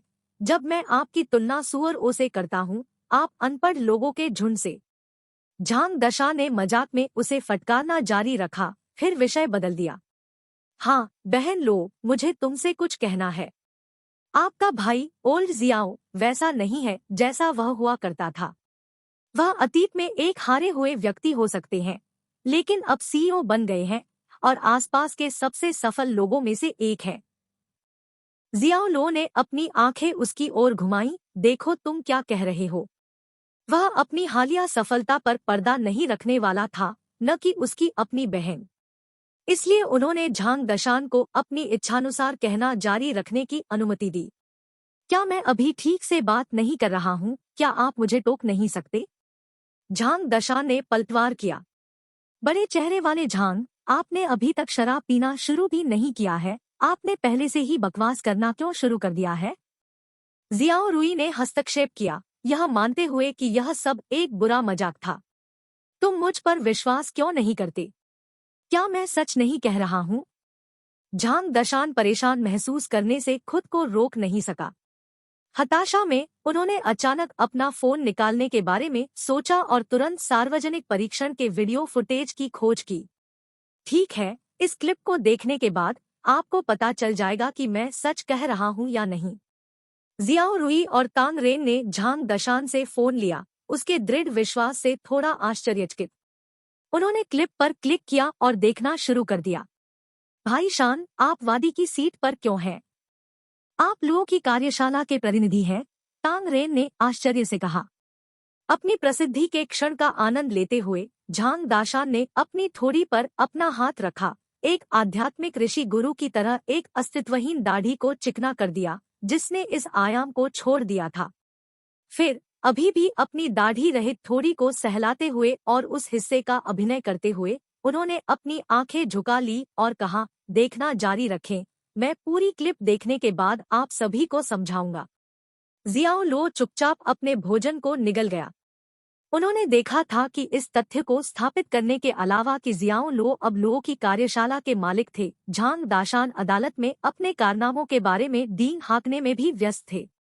वह रुई और तांग रेन को कोर्ट में अपने साहसिक और प्रभावशाली प्रदर्शन के बारे में हर विवरण को दोहराने से खुद को रोक नहीं सके। जैसा कि अपेक्षित था, सार्वजनिक परीक्षण वीडियो के संघनित संस्करण को देखने के बाद जियाओ रुई ने झांग दशान को एक नई रोशनी में देखा। बड़े चेहरे वाले झांग, आप काफी सक्षम हैं। मुझे आश्चर्य है कि आप लोगों की कार्यशाला के प्रतिनिधि हो सकते हैं और दूसरे पक्ष के वकील को इतना गुस्सा कर सकते हैं कि उन्होंने अपना सिर खो दिया और पीठासीन न्यायाधीश द्वारा सीधे बाहर निकाल दिया गया। मुझे आपको एक पसंद देना चाहिए इस बार। मुझे केवल फू हेयू से निपटना था, आसान, हाहा। झांग दशान ने अपने हाथ की लहर के साथ इशारा करते हुए कहा। फू हेयू? ओह, आपका मतलब उस आदमी से है जिसे आपने इतना नाराज किया कि उसने अदालत में शाप दिया, फू हेयू था। मैंने सुना है कि वह एक शीर्ष वकील है जो गे झोंगटियन की पसंद के बराबर है। तांग रेन ने सदमे की एक दिखावटी अभिव्यक्ति के साथ कहा। लेकिन ईमानदारी से कहूं तो उन्हें वीडियो क्लिप की सत्यता के बारे में संदेह था, यह सोचकर कि यह प्रशंसनीय था कि ध्वनि और वीडियो फीड को संपादित किया गया था। भाई शान के सामने फू हेयू कुछ भी नहीं है। इससे कोई फर्क नहीं पड़ता कि वे Z2 क्या भेजते हैं। उन सभी को जमीन पर घुटने टेकने चाहिए और मेरे सामने समर्पण करना चाहिए। हा। झांग दाशान का दम्भ उस दिन पूरी तरह से शांत हो गया था। वह आत्मविश्वास से बैठा था, उदास दिख रहा था, अनजाने में उत्तेजना में अपने पैरों को हिला रहा था क्योंकि वह अंधीन चमक में आनंद ले रहा था। उन्होंने फू हेयू का उल्लेख क्यों किया? यह पूरी तरह से इस बात पर डींग हाँकने के लिए था कि कैसे उन्होंने शहर के शीर्ष वकीलों में से एक को नीचा दिखाया और उन्होंने तांग रेन और जियाओ रुई के सामने दिखावा करने में विशेष आनंद लिया। उसके चिल्लाने के बीच एक तेज गुस्से वाली आवाज ने अचानक हवा को छेद दिया। हाँ, तुम वहां पर क्या अंकुरित कर रहे हो? वह मुड़ा और देखा कि आवाज एक युवा व्यक्ति की थी जो क्रोध की दृष्टि से था, जो उसके शब्दों से मेल खाता था।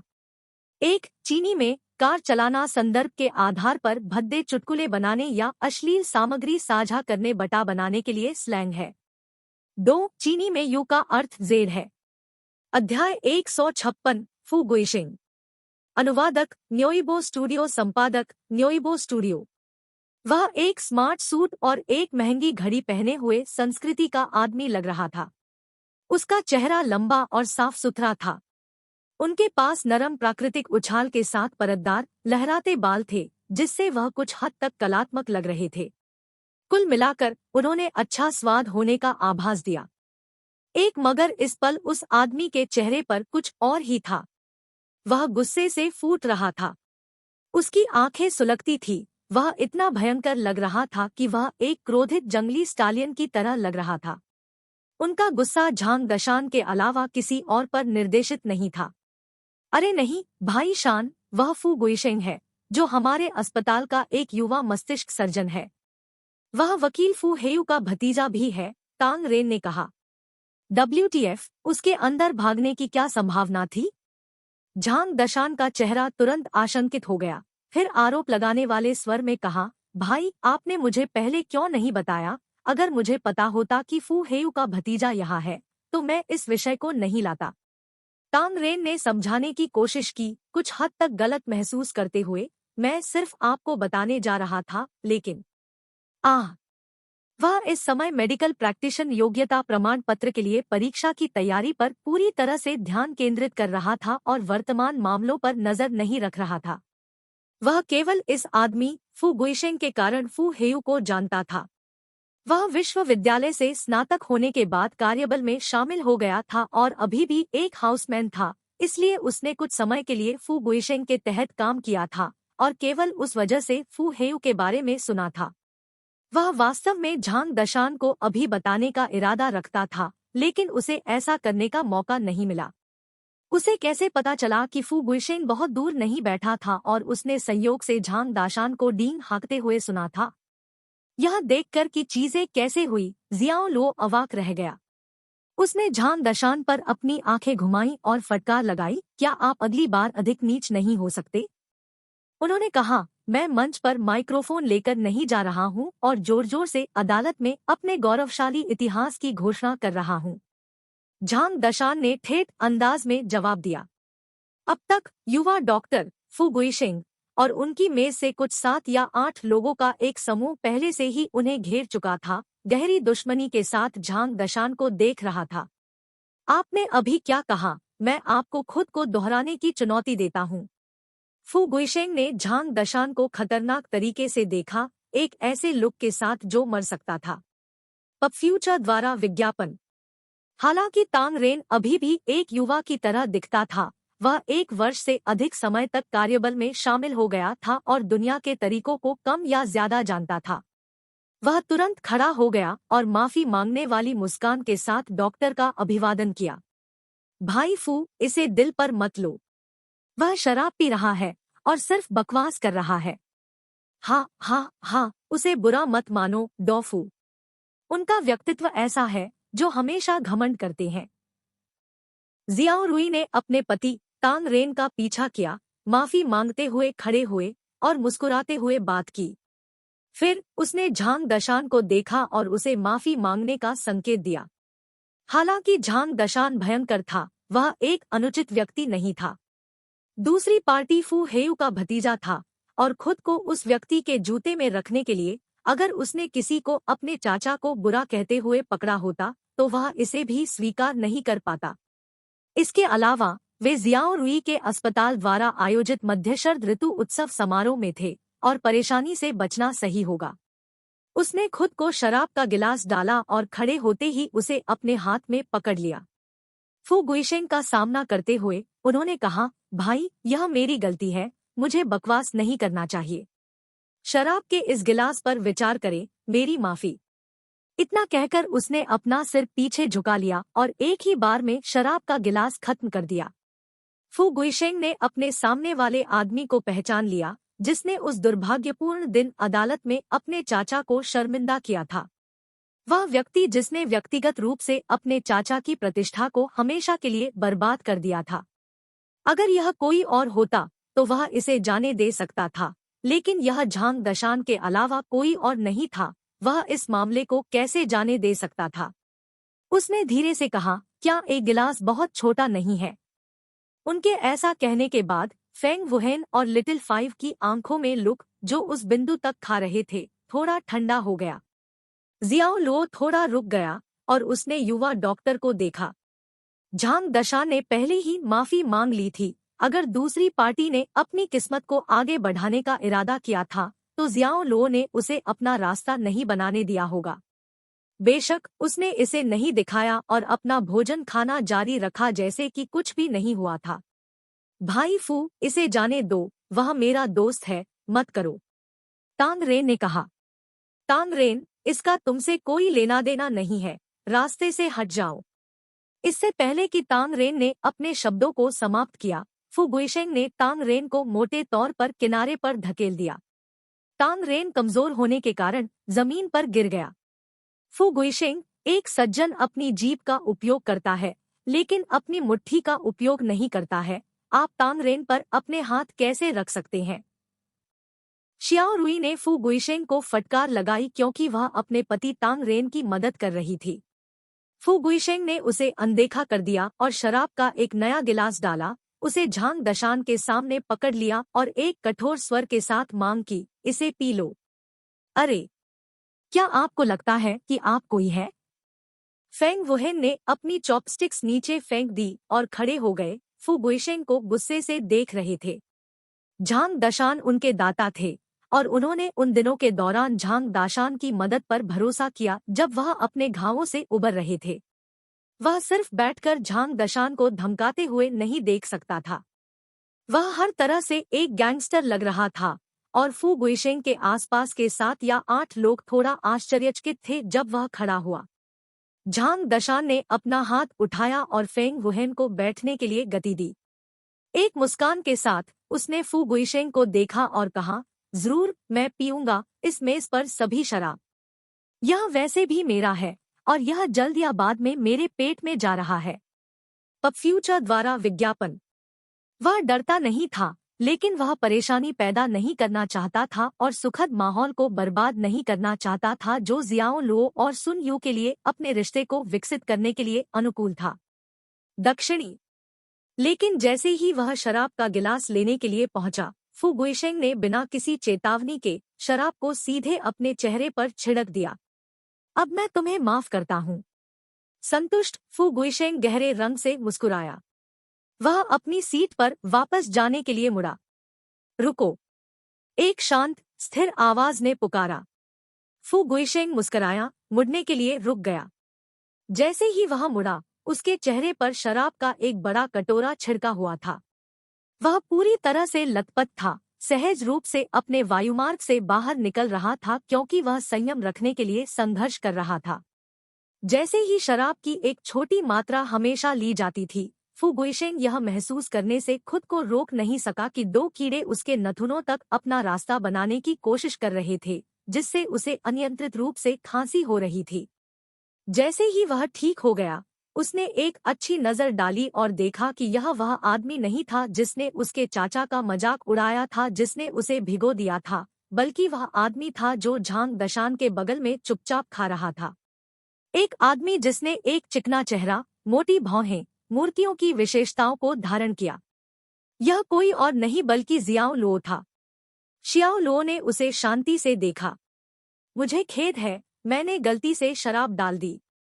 मुझे लगा कि यह एक कचरा बिन है जिसे मैं डाल रहा था। बकवास बिन? फू गुइशेंग अंदर से भड़क रहा था और उसके चेहरे का एक तरफ कपटी रूप से हिल रहा था। यह आदमी स्पष्ट रूप से उसका अपमान कर रहा था। शोल, तुम। गुइशेंग, तुम सब क्या कर रहे हो? जैसे ही फू गुइशेंग पलटने जा रहा था, एक मध्यम आयु वर्ग का आदमी उसके हाथ में एक गिलास लेकर चला गया। उसके बालों को अच्छी तरह से तेल लगाया गया था और वापस कंघी की गई थी, इस हद तक कि यह चमकदार था। उनके पास एक बड़ा पेट और एक गोल चेहरा था। उनकी थोड़ी मुश्किल से दिखाई दे रही थी, लेकिन उनके बारे में सब कुछ नेतृत्व की भूमिका में किसी की गाड़ी को दर्शाता था। मध्यम आयु वर्ग के व्यक्ति को देखकर फू गुइशेंग ने तुरंत अपनी शातिर अभिव्यक्ति को एक चंचल मुस्कान में वापस कर दिया। निर्देशक, वह ज्यादा कुछ नहीं, यह सिर्फ इतना है। उसने जियाओ लो की मेज को क्षणभंगुर रूप से देखा और बेलगाम घृणा के साथ कहा, ऐसा लगता है कि कुछ अप्रासंगिक लोगों ने हमारे अस्पताल के उत्सव में अपना रास्ता बना लिया है। क्या यह बेहतर नहीं होगा कि हम उन्हें जाने के लिए कहें? बेशक, उन्होंने यह नहीं बताया कि वास्तव में क्या हो रहा था।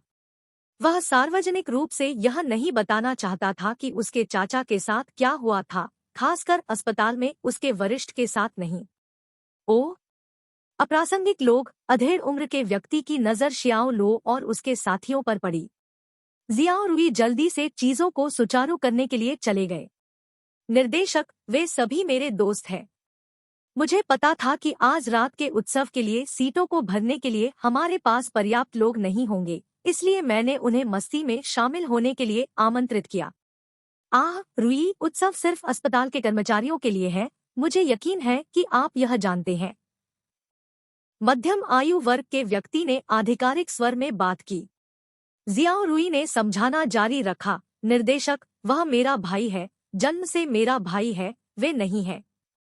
अधेड़ उम्र के व्यक्ति ने हाथ हिलाया और उसे टोका। हम उन्हें यहाँ नहीं रख सकते, भले ही वह आपका भाई हो। यह नियमों के खिलाफ है और आपको उन्हें छोड़ने के लिए कहना चाहिए। अध्याय 157, यह एक प्रतिद्वंद्वी है। अनुवादक न्योइबो स्टूडियो, संपादक न्योइबो स्टूडियो। बहन लो, जो अपने अधिकार का दिखावा करने वाला वह सितारा है। झांग दशान एक अजीब बात थी। फू गुइशेंग ने एक झगड़े को लेकर उस पर बियर छिड़क दी थी।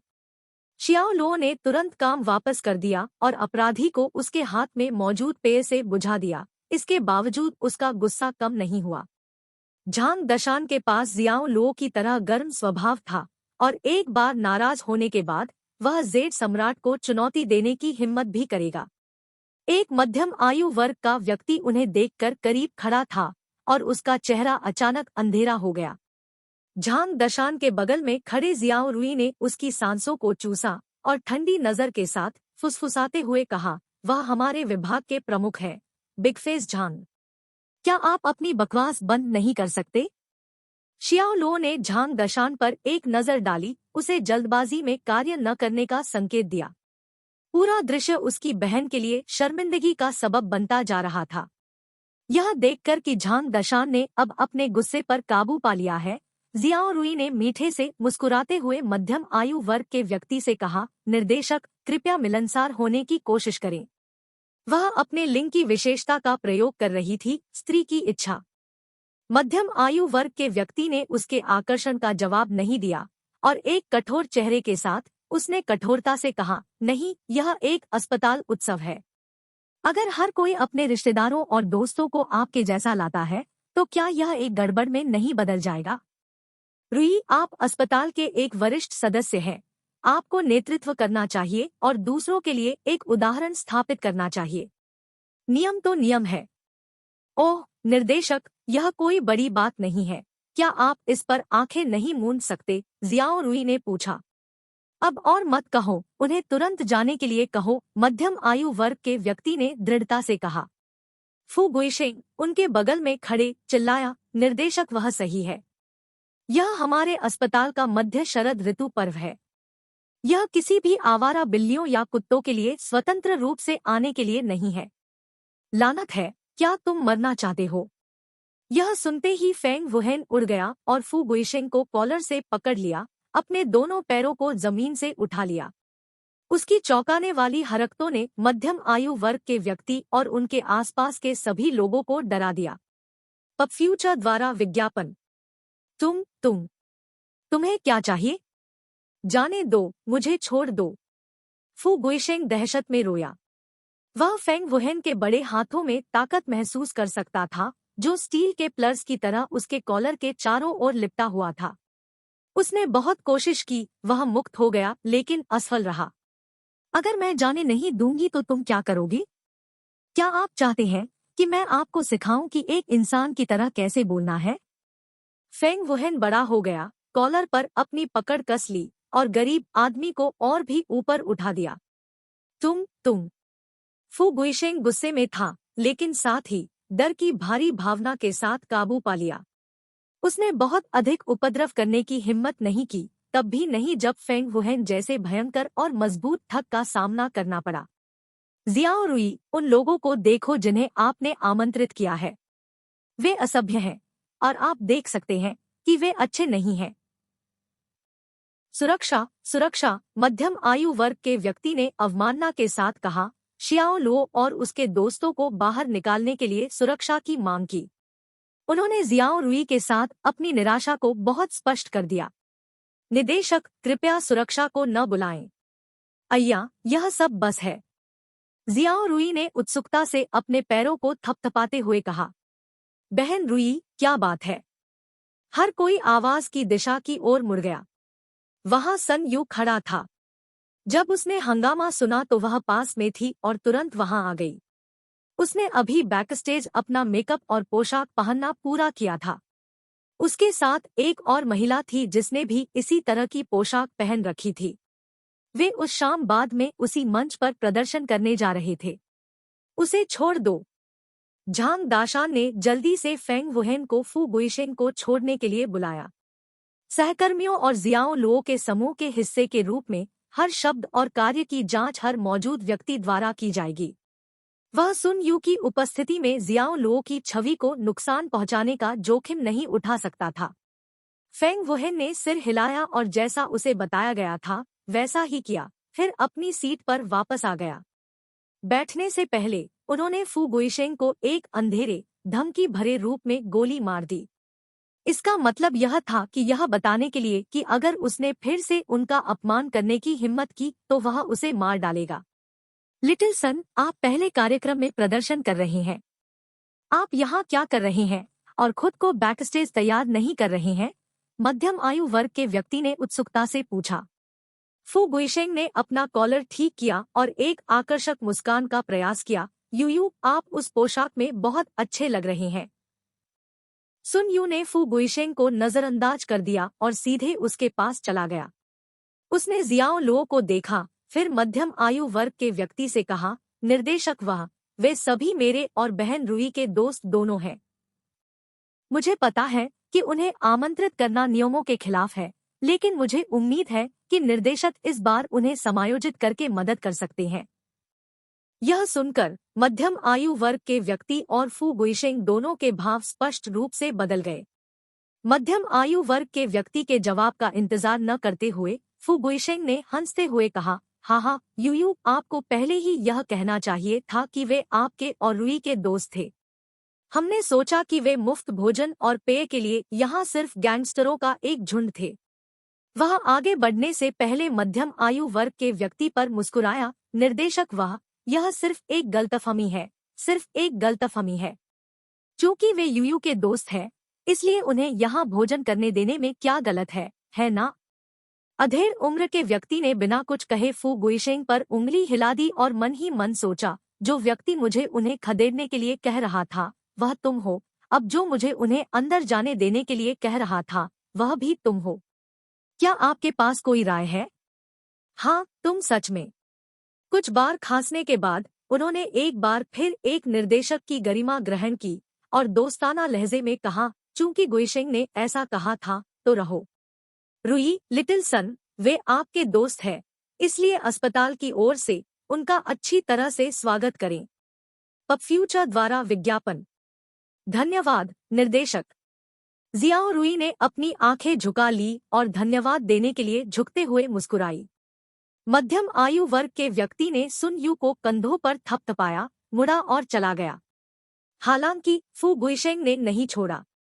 वह सुन यू को घूरता रहा, अपने चेहरे पर एक डरावनी मुस्कान के साथ उसके पूरे शरीर पर अपनी आंखें चलाता रहा। जियाओ रुई ने अपनी घृणा को छिपाते हुए नहीं कहा। सुन यू वह लड़की थी जिसे उसने अपने भाई जियो लो से मिलवाया था। वह पहले से ही सन यू को अपनी भावी भाभी के रूप में मानती थी और फू गुइशेंग की आकर्षक दृष्टि ने उसे असहज महसूस कराया। यू, कृपया मेरे भाई के बगल में बैठो। इसके साथ उसने सुन यू को लिया और उसे जियाओ लो के बगल में रखा। सुन यू के मेज के दूसरे छोर पर फिर से बैठने के साथ अब और रुकने का कोई कारण नहीं था। फू गुइशेंग तब अपने स्थान पर लौट आए, लेकिन हर बार अपना सिर घुमाते रहे। वह यह ध्यान देने से खुद को रोक नहीं सका कि जिस लड़की को वह प्यार करता था वह उस व्यक्ति को दे रही थी जिसे उसने सर्दियों के बाद आने वाले वसंत की तरह गर्म प्यार भरी मुस्कान पर अपनी बियर छिड़क दी थी। कुछ बंद लग रहा था। उसे एहसास हुआ कि जियाओ लो उसका प्रेम प्रतिद्वंद्वी था। उसने अपनी छाती में एक जकड़न महसूस की, यह महसूस करते हुए कि उसने अपने प्रेम प्रतिद्वंद्वी को रहने की अनुमति दी थी। वह गुस्से से भर गया जब वह जोड़े को घूर रहा था, लगातार अपने दांत पीस रहा था। जैसे ही उसने फिर से सन यू की ओर देखा, उसने खुद से कहा, अब एक लड़की है जो मेरी प्रेमिका बनने के योग्य है। फिर उसने अपनी मुट्ठियों को कसकर जकड़ लिया, क्योंकि उसने उसे उन स्नेही आंखों से जियाओ लो को देखते हुए देखा। इसने उसे ईर्ष्या से पागल कर दिया। ठीक है। फू गुइशेंग पूरी तरह से व्याकुल था। वह अपनी कुर्सी पर एक अंधेरे और उदास चेहरे के साथ बैठ गया। भाई फू, ऐसा लगता है कि आपके पास एक गंभीर प्रतियोगी है। घबराओ मत, तब तक प्रतीक्षा करें जब तक आप सभी को यह न दिखा दे कि आपको मंच पर क्या मिला है, फिर अपनी भावनाओं को उसके सामने कबूल करें। शुरुआती पक्षी कीड़े को पकड़ लेता है। हाँ हाँ हाँ, बिल्कुल। हम अपनी तालिका से आपके साथ समन्वय करेंगे। दर्शकों को जोर से चिल्लाने दे हाँ कहो, और सुन यू निश्चित रूप से सहमत होंगे। फिर आप उसे आज रात अपना तकिया साझा करके घर ला सकते हैं। एक ही मेज पर बैठे पुरुषों ने एक के बाद एक प्रोत्साहन के शब्द बोले। फू गुइशेंग ने थोड़ी देर के लिए सोचा और यह महसूस करते हुए कि उसके दोस्त जो कह रहे थे वह समझ में आया, उसने उसके सामने शराब का गिलास पिया और सिर हिलाया। ठीक है, हम वैसा ही करेंगे जैसा आपने कहा था। अध्याय 158, आपके लिए चिंतित। अनुवादक न्योइबो स्टूडियो, संपादक न्योइबो स्टूडियो। सुंदर लड़की सन, वाह, तुम्हारी पोशाक बहुत अच्छी लग रही है। यह आपकी पतली कमर को दिखाता है और आपको भयानक दिखता है। झांग दशान ने स्पष्ट चापलूसी में कहा, फिर तुरंत पूछा, तो आपके बगल में खड़ी सुंदर महिला का नाम क्या है? कृपया उसे सभी से मिलवाएं। और जियाओ के अलावा हम में से बाकी कुंवारे हैं। झांग दशान ने एक पेपर टॉवल से अपना चेहरा पोंछा, क्योंकि उन्होंने मेज पर एक सौहार्दपूर्ण माहौल बनाने की भूमिका निभाई। यह ठीक है, मैं इसके बजाय अपना परिचय दूंगा। लड़की ने सौहार्दपूर्वक अपना परिचय दिया, मैं हूँ शुइरोंग हूँ। मैंने यूयू के साथ एक ही बैच में इस अस्पताल में प्रवेश किया। वह सन यू की तरह तेजस्वी नहीं लग रही थी, लेकिन वह प्यारी दिखने वाली और पतली थी। यह एक अच्छा नाम है, जैसे कमल का फूल पानी की सतह को तोड़ता है। मैं झांग दशान हूँ, आपसे मिलकर क्या खुशी हुई। झांग दाशान ने खड़े होकर शुइरोंग की ओर हाथ बढ़ाते हुए कहा। हु शुइरोंग ने गर्मजोशी से अपना हाथ हिलाया और मुस्कान के साथ उनका अभिवादन किया। हेलो भाई शान।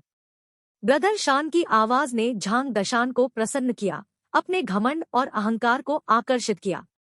वह शियाओ रुई की ओर स्पष्ट रूप से देखते हुए मुड़ा, फिर व्यंग्यात्मक रूप से कहा, देखो देखो वह कितनी विनम्र है। वह कुछ लोगों के विपरीत है जो हर समय अप्रिय उपनाम देते हैं। यह सुनकर जियाओ लो और सुन यू हंसी में फूटने से खुद को रोक नहीं सके। जियाओ रुई ने प्रतिक्रिया व्यक्त की, टिएन मूल वाक्यांश एक मुहावरा है जिसका अर्थ है मेज को थप्पड़ मारो और खड़े रहो। नकली क्रोध में झांग दशान की ओर एक चॉपस्टिक फेंककर कहा, बड़े चेहरे वाले झांग, ऐसा लगता है जैसे आप फिर से झटका देना चाहते हैं, है ना?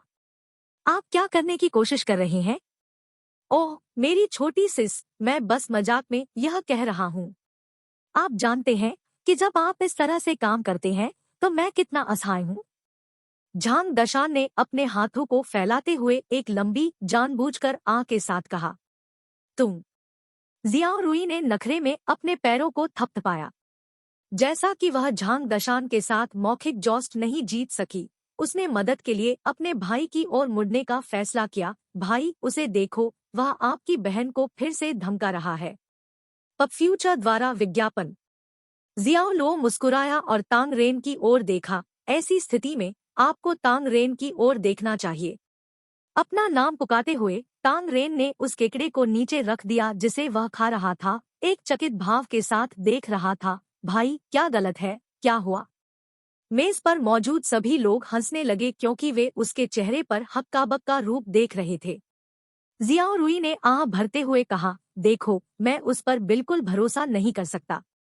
बाद में उसने तांग रेन को देखा और अफसोस जताया कि कैसे वह उसकी उम्मीदों पर खरा नहीं उतरा। अपने केकड़े को खाना जारी रखे और यदि आपको नहीं बोलना है तो न बोले।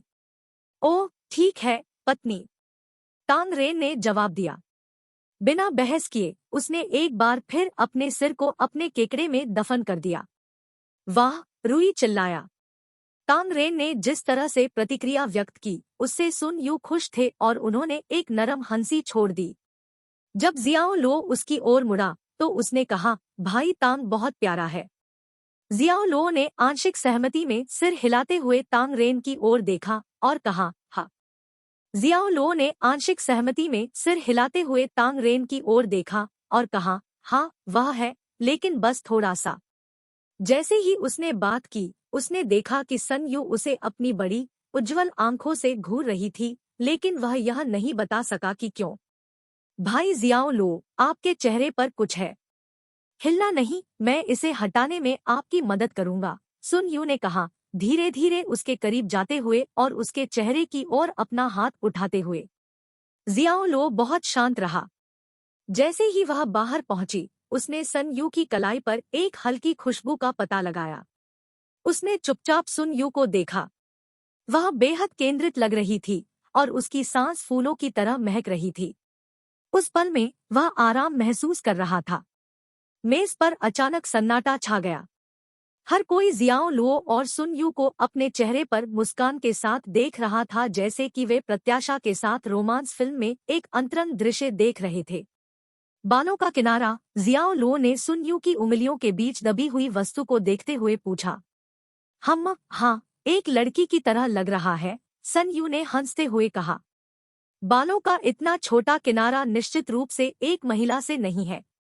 आप गलत है भाभी, जियाओ ने जियाओ लो के बचाव में कहा। झांग दशान, जियाओ रुई और हु शुरोंग सभी उसकी प्रतिक्रिया से नाराज थे। गुल करो, जियाओ ने जोर से निगल लिया। उसने घबराकर फेंग वुहेन को देखा। भाई फेंग, क्या मैंने कुछ गलत कहा? पपफ्यूचर द्वारा विज्ञापन। फेंग वुहेन ने उसे अपने सिर के पीछे थप्पड़ मारा और उसे डांटा, लानत है, जाहिर है आप गलत है। भाई शियाओ और भाभी प्यार की बात कर रहे हैं, आप क्यों टोक रहे हैं? न केवल आपने मेरी लाइन ली बल्कि आपने भाई जियाओ की पंक्तियां भी ली। क्या आपको लगता है कि आपके पंख अंकुरित हो गए हैं और आप अब उड़ सकते हैं? यहाँ तक कि जब आप खा रहे होते हैं तो आप अपना मुंह बंद नहीं कर सकते। जियाओ लगभग आंसू में लग रहा था यह नहीं पता था कि कैसे प्रतिक्रिया दे। सूरज फिर से शर्मा गया। इस बिंदु पर बहुत समय नहीं बचा था और उत्सव शुरू होने वाला था। रात का पहला प्रदर्शन होने के नाते वह तैयारी के लिए बैकस्टेज से निकल गई। जैसे ही वे होटल की लॉबी से गुजर रहे थे, उसने अचानक हु शुरोंग की बाह को खींच लिया, यह महसूस करते हुए कि उसने कुछ पीछे छोड़ दिया था। रुको, मैंने अपना बैग नहीं लिया है। हु शुरोंग जल्दी से मेज पर लौट आया और बैग को पुनः प्राप्त किया। लेकिन जाने से पहले उसने जियाओ लो से कहने का अवसर लिया, यूयू एक अच्छी लड़की है। यदि आप उससे प्यार करते हैं तो उसे बहुत दूर ले जाएं, क्योंकि नर्सिंग एक आसान पेशा नहीं है। उसे अक्सर देर तक जागना पड़ता है और यहाँ तक कि युवा लड़कियां भी बहुत जल्दी बूढ़ी हो सकती हैं। यह कहने के बाद उसने सभी को एक मुस्कान दी, मुड़ा और चला गया। सिस्टर शुरोंग सही है, हालांकि पेशा निस्वार्थ और दयालु लगता है। केवल वे ही समझ सकते हैं कि यह कितना कठिन है। क्या यह सही नहीं है, बहन लो? झांग दशान ने कहा, जहां हु शुरोंग ने छोड़ दिया। ठीक है, तुम ठीक कह रहे हो। जब से आपने इस हॉल में प्रवेश किया है, तब से अब तक यह आपके द्वारा कही गई सबसे तथ्यात्मक रूप से सटीक बात है। लानत है, यहाँ तक कि जब आप पी रहे होते हैं तो आपको मेरा मजाक उड़ाना पड़ता है। झांग दशान खड़ा हुआ और अपना गिलास जियाओ रुई के साथ जोड़ दिया और उन दोनों ने एक शॉट लिया, पेय को सीधे गुल्लेट के नीचे गिरा दिया। अभी के लिए इतना ही काफी है। खाओ, नहीं तो मेरे पति मेज पर सब कुछ खत्म कर देंगे, जियाओ रुई ने सभी से मजाक में कहा।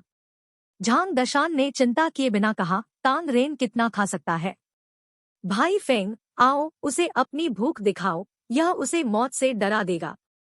फुहार, उसे मौत के घाट उतारो। वाक्यांश सुनने के बाद जियाओ रुई हंसते हुए लगभग पूरी मेज पर अपना पेय छिड़क रहा था।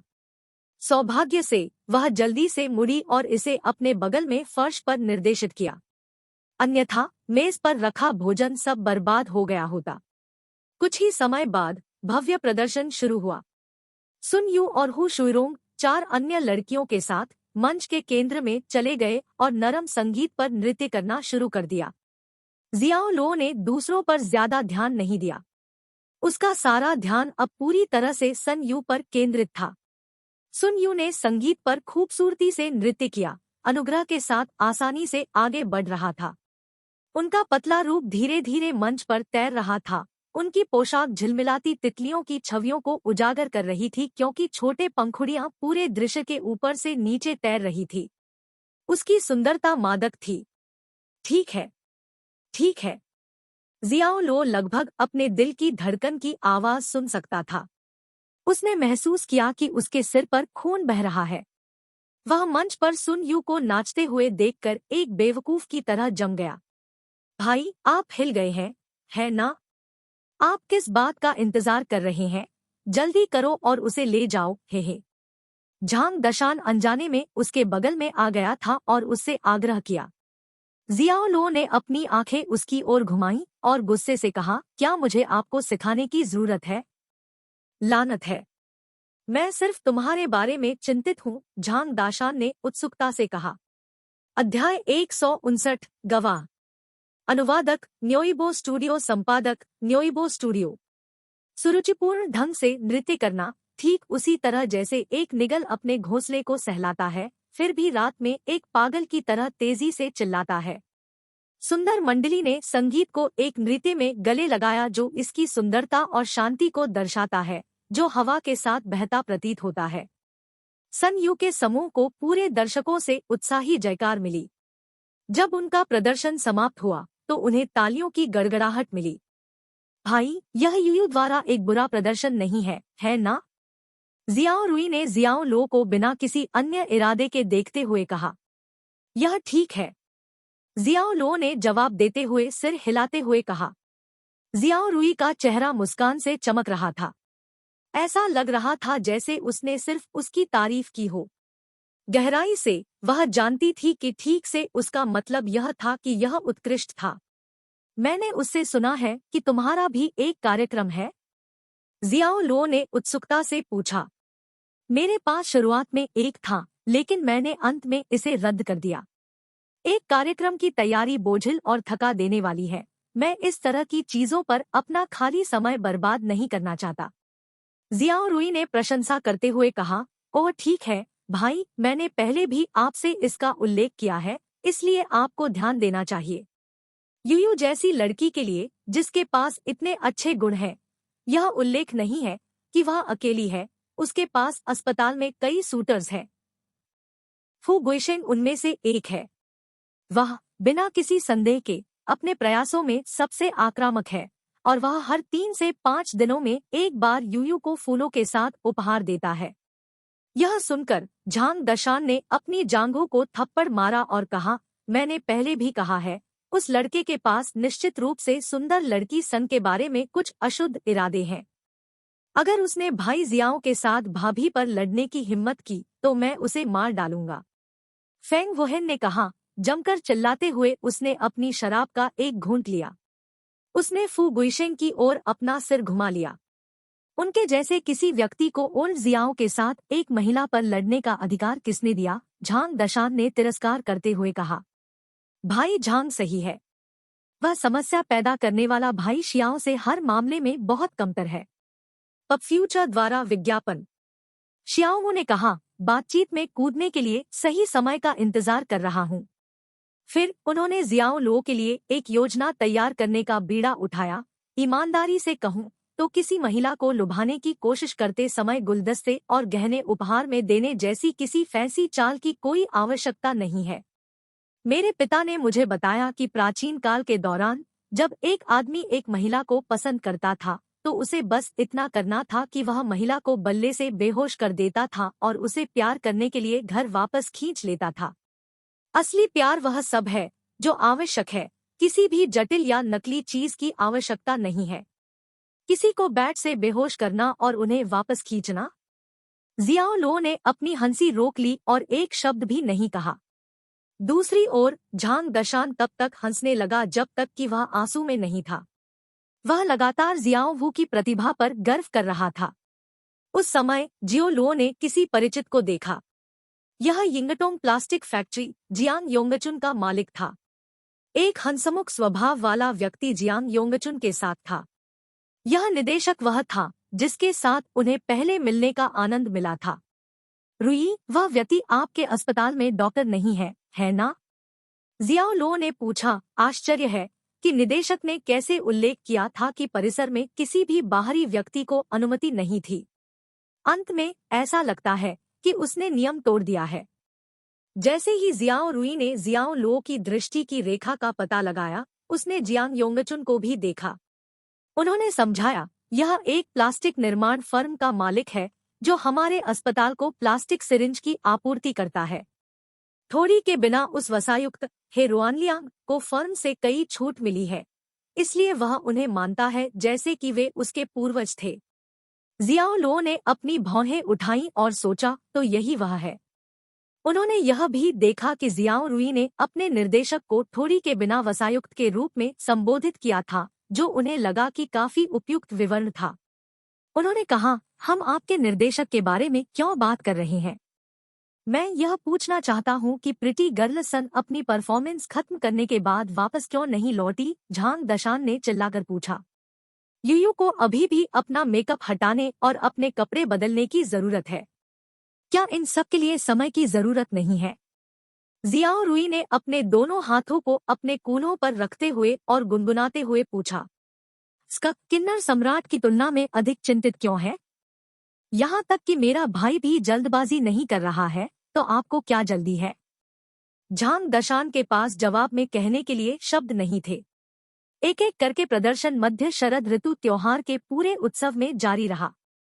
सभी ने इस घटना का पूरी तरह से आनंद लिया और सहमति व्यक्त की कि विभिन्न कार्य, नृत्य, कॉमिक स्केच और गायन असाधारण थे।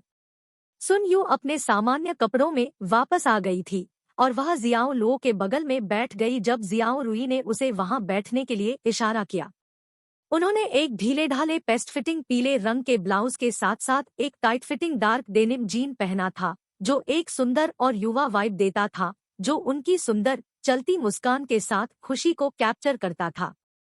भाई जियाओ लो, मेरे चाचा ने मुझसे कुछ अजीब कहा, सुन यू ने बातचीत शुरू करते हुए कहा। अजीब बात क्या है जो उसने कहा? जियाओ लो ने पूछा। तेज संगीत बजने का फायदा उठाते हुए सुन यू ने साहसपूर्वक कहा, उसने मुझे आपको कसकर पकड़ने के लिए कहा। पपफ्यूचर द्वारा विज्ञापन। वाक्य समाप्त करने के बाद उसका चेहरा तुरंत लाल हो गया। जियाओ लो ने उस पर अपना ध्यान केंद्रित किया, लेकिन उसने शर्मिंदगी के कारण अपना सिर दूर कर दिया और प्रदर्शन की सराहना करने का नाटक किया। वह गर्मजोशी से मुस्कुराया और कहा, मेरी प्रेमिका बनो। सुन यू हैरान रह गया। उसके दिल की धड़कन इतनी तेज हो गई कि वह अपनी सांस नहीं पकड़ सकी, दौड़ रही थी कि कैसे एक छोटा हिरण चारों ओर बेतहाशा छलांग लगाएगा। क्या यह एक स्वीकारोक्ति थी? क्या जियाओ लो उसे कबूल कर रहा था? उसके होंठ थोड़े अलग हो गए, उसकी सुंदर आंखें खुली थी और उसके गाल फूले हुए थे। जियाओ लो ने एक गहरी सांस ली और दोहराया, सन यू, मेरा बनो। अभी उनकी बात खत्म भी नहीं हुई थी कि मंच पर मौजूद महामहिम ने उत्साह से एक चुभती हुई आवाज के साथ घोषणा की, जिसने शियाओ लो की बात को खत्म कर दिया। उन्होंने कहा, देवियों और सज्जनों, हम सभी जिस फिनाले का इंतजार कर रहे थे वह जल्द ही यहाँ होने वाला है। यह हमारे सबसे सुंदर और सबसे कम उम्र के न्यूरोलॉजिस्ट डॉ फू द्वारा आपके लिए लाया गया है और वह बीइंग योर मैन गीत का प्रदर्शन करेंगे। न केवल वह हमारे अस्पताल का एक मुख्य स्तंभ है, बल्कि उसने खुद को पियानो बजाना भी सिखाया। संगीतकार संघ की ग्रेड 7 परीक्षा उत्तीर्ण करने के बाद उनकी संगीत प्रतिभा को बेहद उच्च माना जाता है। तो आइए हम तालियों के दौर के साथ उनका स्वागत करें। अस्पताल में सभी नर्सों के पुरुष भगवान फू गुइशेंग। तालियों की गड़गड़ाहट पूरे हॉल में गूंज उठी। यहाँ तक कि कई महिला दर्शक भी थी जो जोर से डॉ फू चिल्ला रही थी। दृश्य को बहुत जीवंत के रूप में वर्णित किया जा सकता है। सुर्खियों में फू गुइशेंग ने माइक्रोफोन पकड़ा और मंच पर चले गए। उसी समय बैकस्टेज क्रू द्वारा एक पियानो लाया गया था। क्या बात है, यह बच्चा पियानो भी बजा सकता है। झांग दशान का चेहरा तिरस्कार से भरा हुआ था। उसने फू गुइशेंग को देखा और कहा, क्या आप इस पर विश्वास कर सकते हैं? फेंग वुहेन ने अपना सिर हिलाया, नहीं बकवास, मैं इस पर विश्वास नहीं कर सकता। झांग दाशान फिर जियाओवू की ओर मुड़ा और कहा, क्या आप इस पर विश्वास करते हैं? अगर वह वास्तव में खेल सकता है तो मुझे मार डालो कि कोई मेरे मरने तक मेरी उंगलियों को हिलाए, जियाओवू ने दृढ़ता से कहा। जियाओ लो ने धीरे से कहा, क्या आप में से किसी ने अभी उसके हाथों पर ध्यान नहीं दिया? उसके नाखून छोटे हैं और उसकी उंगलियों का मांस उसकी उंगलियों से अधिक नहीं है। इसके अलावा उसकी उंगलियां गोल है और उसकी हथेलियां चौड़ी है। ये सभी एक विशिष्ट पियानोवादक की विशेषताएं हैं। इसके अलावा उससे आत्मविश्वास की भावना का मतलब है कि वह खेल सकता है। हालांकि क्या वह ग्रेड 7 की परीक्षा पास कर पाए, यह पूरी तरह से एक और मुद्दा है। इसने निश्चित रूप से जियाओवू को झटका दिया। अगर फू गुइशेंग पियानो बजा सकता था तो उसकी मृत्यु तक उसकी आंखें बंद होने वाली थी। जियाओ रुई ने हंसते हुए कहा, मेरे भाई को एक तीव्र अवलोकन है जो आप बूढ़े जानवरों के विपरीत है। मैं आपके साथ ईमानदार रहूंगा। फू गुइशेंग के पास वास्तव में एक या दो चाल है। उनकी आवाज झांग शिंगझे से मिलती जुलती है। यह सौम्य और अच्छा है, जबकि उसका पियानो बजाना भी कुशल है। पिछले मध्य शरद ऋतु के त्योहार समारोहों के दौरान उन्होंने चोपिन नोक्टन्स खेले, जिसने दर्शकों को बहुत प्रभावित किया। थम। जियाओवू का माथा मेज से जोर से टकराया और उसने एक बेजान अभिव्यक्ति दिखाई। उसने मन ही मन सोचा, मेरे पास खुद को कोसने से बेहतर कुछ क्यों नहीं था। उस समय फू गुइशेंग जो मंच पर था ने एक आकर्षक मुस्कान डाली और कुछ शब्द कहे, इससे पहले कि मैं अपना गीत शुरू करूं, मैं एक निश्चित लड़की को कुछ शब्द कहना चाहता हूं और मैं चाहता हूं कि आप सभी यहाँ मेरे गवाह बने। अध्याय 160 श्रवण पर्व। अनुवादक न्योइबो स्टूडियो। संपादक न्योइबो स्टूडियो। गुलाब का गुलदस्ता थामे एक व्यक्ति तेजी से मंच पर आया। बस दर्शक सोच रहे थे कि क्या हो रहा है। फू गुइशेंग ने गुलदस्ता प्राप्त किया और एक घुटने पर उतर गए। उसकी गहरी निगाह मंच के नीचे बैठे सन यू पर टिकी हुई थी। यू, जब मैंने पहली बार तुम पर अपनी नजर डाली तो मैं तुम्हारी सुंदरता से दूर हो गया था। उस क्षण से मैंने अपनी आत्मा खो दी थी और आप ही थे जिन्होंने इसे चुरा लिया था। मैं हर दिन आपको देखने के लिए तड़प रहा हूँ और मैं सूर्यास्त में हाथ डाले चलने का सपना देखता हूँ। मैं आपको हमेशा और हमेशा के लिए प्यार करता हूँ, यहाँ तक कि मृत्यु तक भी। भावनात्मक रूप से आवेशित यह स्वीकारोक्ति माइक्रोफोन के माध्यम से फैल गई और पूरे आयोजन स्थल पर गूंज उठी। भीड़ ने तुरंत प्रतिक्रिया व्यक्त की। यह प्यार की स्वीकारोक्ति साबित हुई। कई लोगों ने जब यह दृश्य देखा तो उत्साह के साथ तालियां बजाईं, कुछ लड़कियां तो बिना रोकटोक के बेतहाशा चिल्लाईं। वे चाहते थे कि वे फू गुइशेंग के स्नेह का लक्ष्य हों। आयोजन स्थल का माहौल काफी गर्म हो गया। लोहे के गर्म होने के दौरान फू गुइशेंग प्रतिक्रिया पर संतुष्टि के साथ मुस्कुराया और जारी रखा, यूयू, मैं आपको पसंद करता हूँ। क्या तुम फू गुइशेंग की प्रेमिका बनोगी और मुझे अपने ऊपर लाड़ प्यार करने दोगी? मैं आपको दुनिया की सबसे खुश महिला बनाना चाहता हूँ। सुन यू स्तब्ध था और नुकसान में था। उसने कभी उम्मीद नहीं की थी कि फू गुइशेंग इस तरह का स्टंट करेगा। अपना भरपूर समर्थन और प्रोत्साहन देते हुए फू गुइशेंग के दोस्त एक स्वर में जोर से गरजे, उसे स्वीकार करो, उसे स्वीकार करो। उन्हें जल्दी ही दूसरों का समर्थन मिल गया। आखिरकार यह एक रोमांटिक और महत्वपूर्ण घटना दोनों थी, जिसे भीड़ के पास इस घटना का समर्थन करने के लिए शामिल नहीं होने का कोई कारण नहीं था। शोर तेजी से बढ़ गया क्योंकि पूरे आयोजन स्थल पर आवाजों की लहर तेज हो गई, जिससे सन यू को प्रस्ताव स्वीकार करने के लिए प्रोत्साहित किया गया। पब फ्यूचर द्वारा विज्ञापन, उसे और उसके प्यार को चुराने का काम करो। उस आदमी के पास वास्तव में अपनी आस्तीन पर इतनी सस्ती चाल थी। झांग दशान गुस्से में था। गहराई से वह जानता था कि यह चाल कितनी प्रभावी हो सकती है और वहां कई महिलाएं इसके आगे झुक जाएंगी। सच कहा जाए तो यह हमेशा मुश्किल होने वाला था क्योंकि भीड़ उसे स्वीकार करो चिल्ला रही थी और एक आदमी सार्वजनिक रूप से अपने प्यार को कबूल कर रहा था। कोई फर्क नहीं पड़ता कि एक महिला कितनी मजबूत इरादों वाली थी, वे भावनाओं से दूर हो जाएंगे और खुले हाथों से प्रस्ताव स्वीकार करेंगे, खासकर जब प्रस्तावित पार्टी सफल और अमीर थी। जियाओ रुई क्रोधित हो गया और बिल्कुल घृणा थी। बेशर्म, उसने जोर से कहा। फेंग वुहेन तेज आवाज में खड़ा हुआ और कहा, उसकी दादी को माफ करो। वह स्पष्ट रूप से भाभी को चुराने की कोशिश कर रहा है। भाई शियाओ, रुको, भाई शियाओ कहा है। शुरुआती झटके से उबरने के बाद वे वापस होश में आए। जियाओ ने जिस सीट पर कब्जा किया था वह अब खाली थी और वह कहीं नहीं दिख रहा था। शियाओ लो के कहीं न दिखने के कारण सुन यू का चेहरा धीरे धीरे पीला पड़ गया क्योंकि वह फू गुइशेंग की लालसा स्नेही आंखों की ओर देख रही थी। जैसे जैसे अस्पताल के कर्मचारियों की ओर से अच्छी आवाज में जय जयकार जारी रही, उसे समझ में नहीं आ रहा था कि वह क्या करे। फू गुइशेंग को स्वीकार करने का सवाल ही नहीं था। वह बस उसे पसंद नहीं करता था। वह जिस व्यक्ति से गहराई से आकर्षित थी वह जियाओ लो था। लेकिन इतनी भीड़ की उपस्थिति में उसे अस्वीकार करना और उसे चेहरा खोना क्रूर लग रहा था। न ही सन यू इस तरह के उत्सव के आयोजन के दौरान सभी को निराश करना चाहते थे। उसे क्या करना चाहिए? सुन यू घबरा गया और आंसू के करीब था। स्थिति ने उसे अभिभूत कर दिया, जिससे वह गहरी भ्रम की स्थिति में आ गई।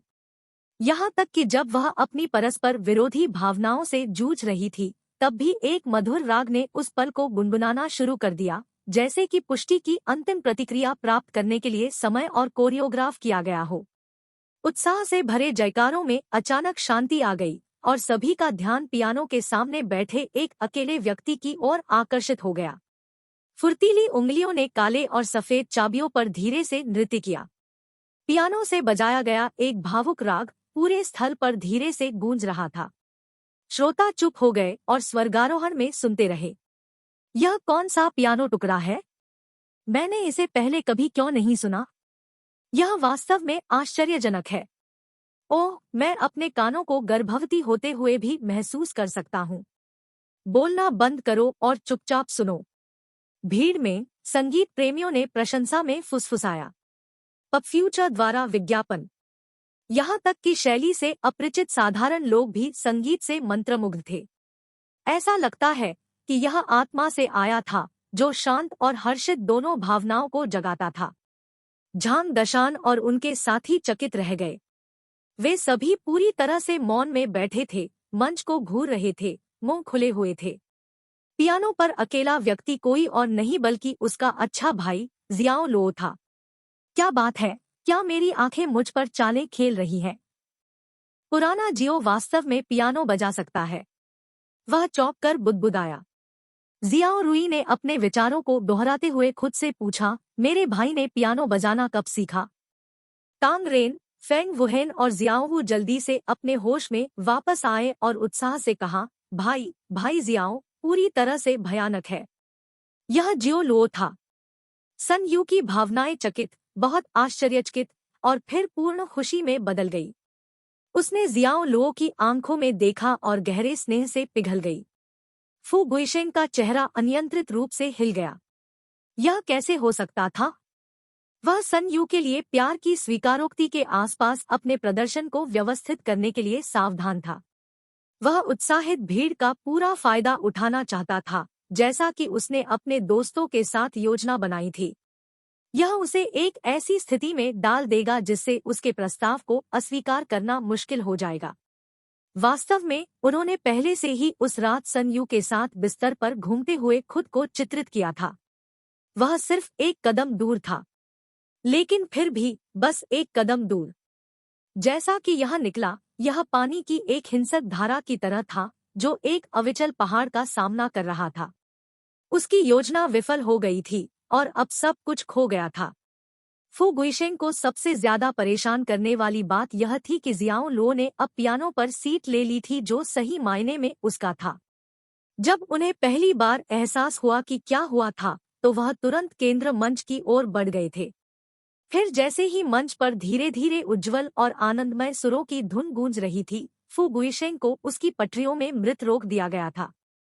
खुद एक निपुण पियानोवादक के रूप में उन्होंने स्वाभाविक रूप से शियाओ लुओ के नाटक में सूक्ष्मताओं और बारीकियों को समझा।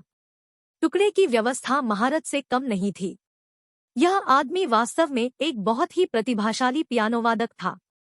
फू गुइशेंग पूरी तरह से सदमे में था। वह इस पर विश्वास नहीं कर सकता था और किसी और चीज से ज्यादा वह इसे स्वीकार नहीं कर सकता था। कोई नहीं जानता था कि जियाओ लो में संगीत के लिए एक प्राकृतिक प्रतिभा थी। गायन के अलावा वह पियानो सहित कई संगीत वाद्ययंत्रों में कुशल थे। जैसा कि जियाओ लो पियानो पर बैठे थे, उन्होंने खुद को एक पेशेवर पियानोवादक की शैली और सुसंस्कृत असर के साथ सुरुचिपूर्ण ढंग से ले लिया। वह कौशल के साथ खेलता था और उसकी फुर्तीली उंगलियों ने कीबोर्ड से सुंदर और उज्ज्वल ध्वनि वाले नोट्स पैदा किए। वह वास्तव में देखने और सुनने के लिए एक खुशी थी। उनके संगीत टुकड़े को सुनने वाले सभी लोगों को दूसरे आयाम में ले जाया गया, क्योंकि राग ने उन्हें गहरी और व्यक्तिगत भावनाओं की संगीत यात्रा के माध्यम से ले जाया। परिचय की भावपूर्ण ध्वनि ने कुछ लोगों के लिए अपनी मातृभूमि की पुरानी यादें और सर्दियों के मैदानों के माध्यम से लंबी यात्राएं पैदा की।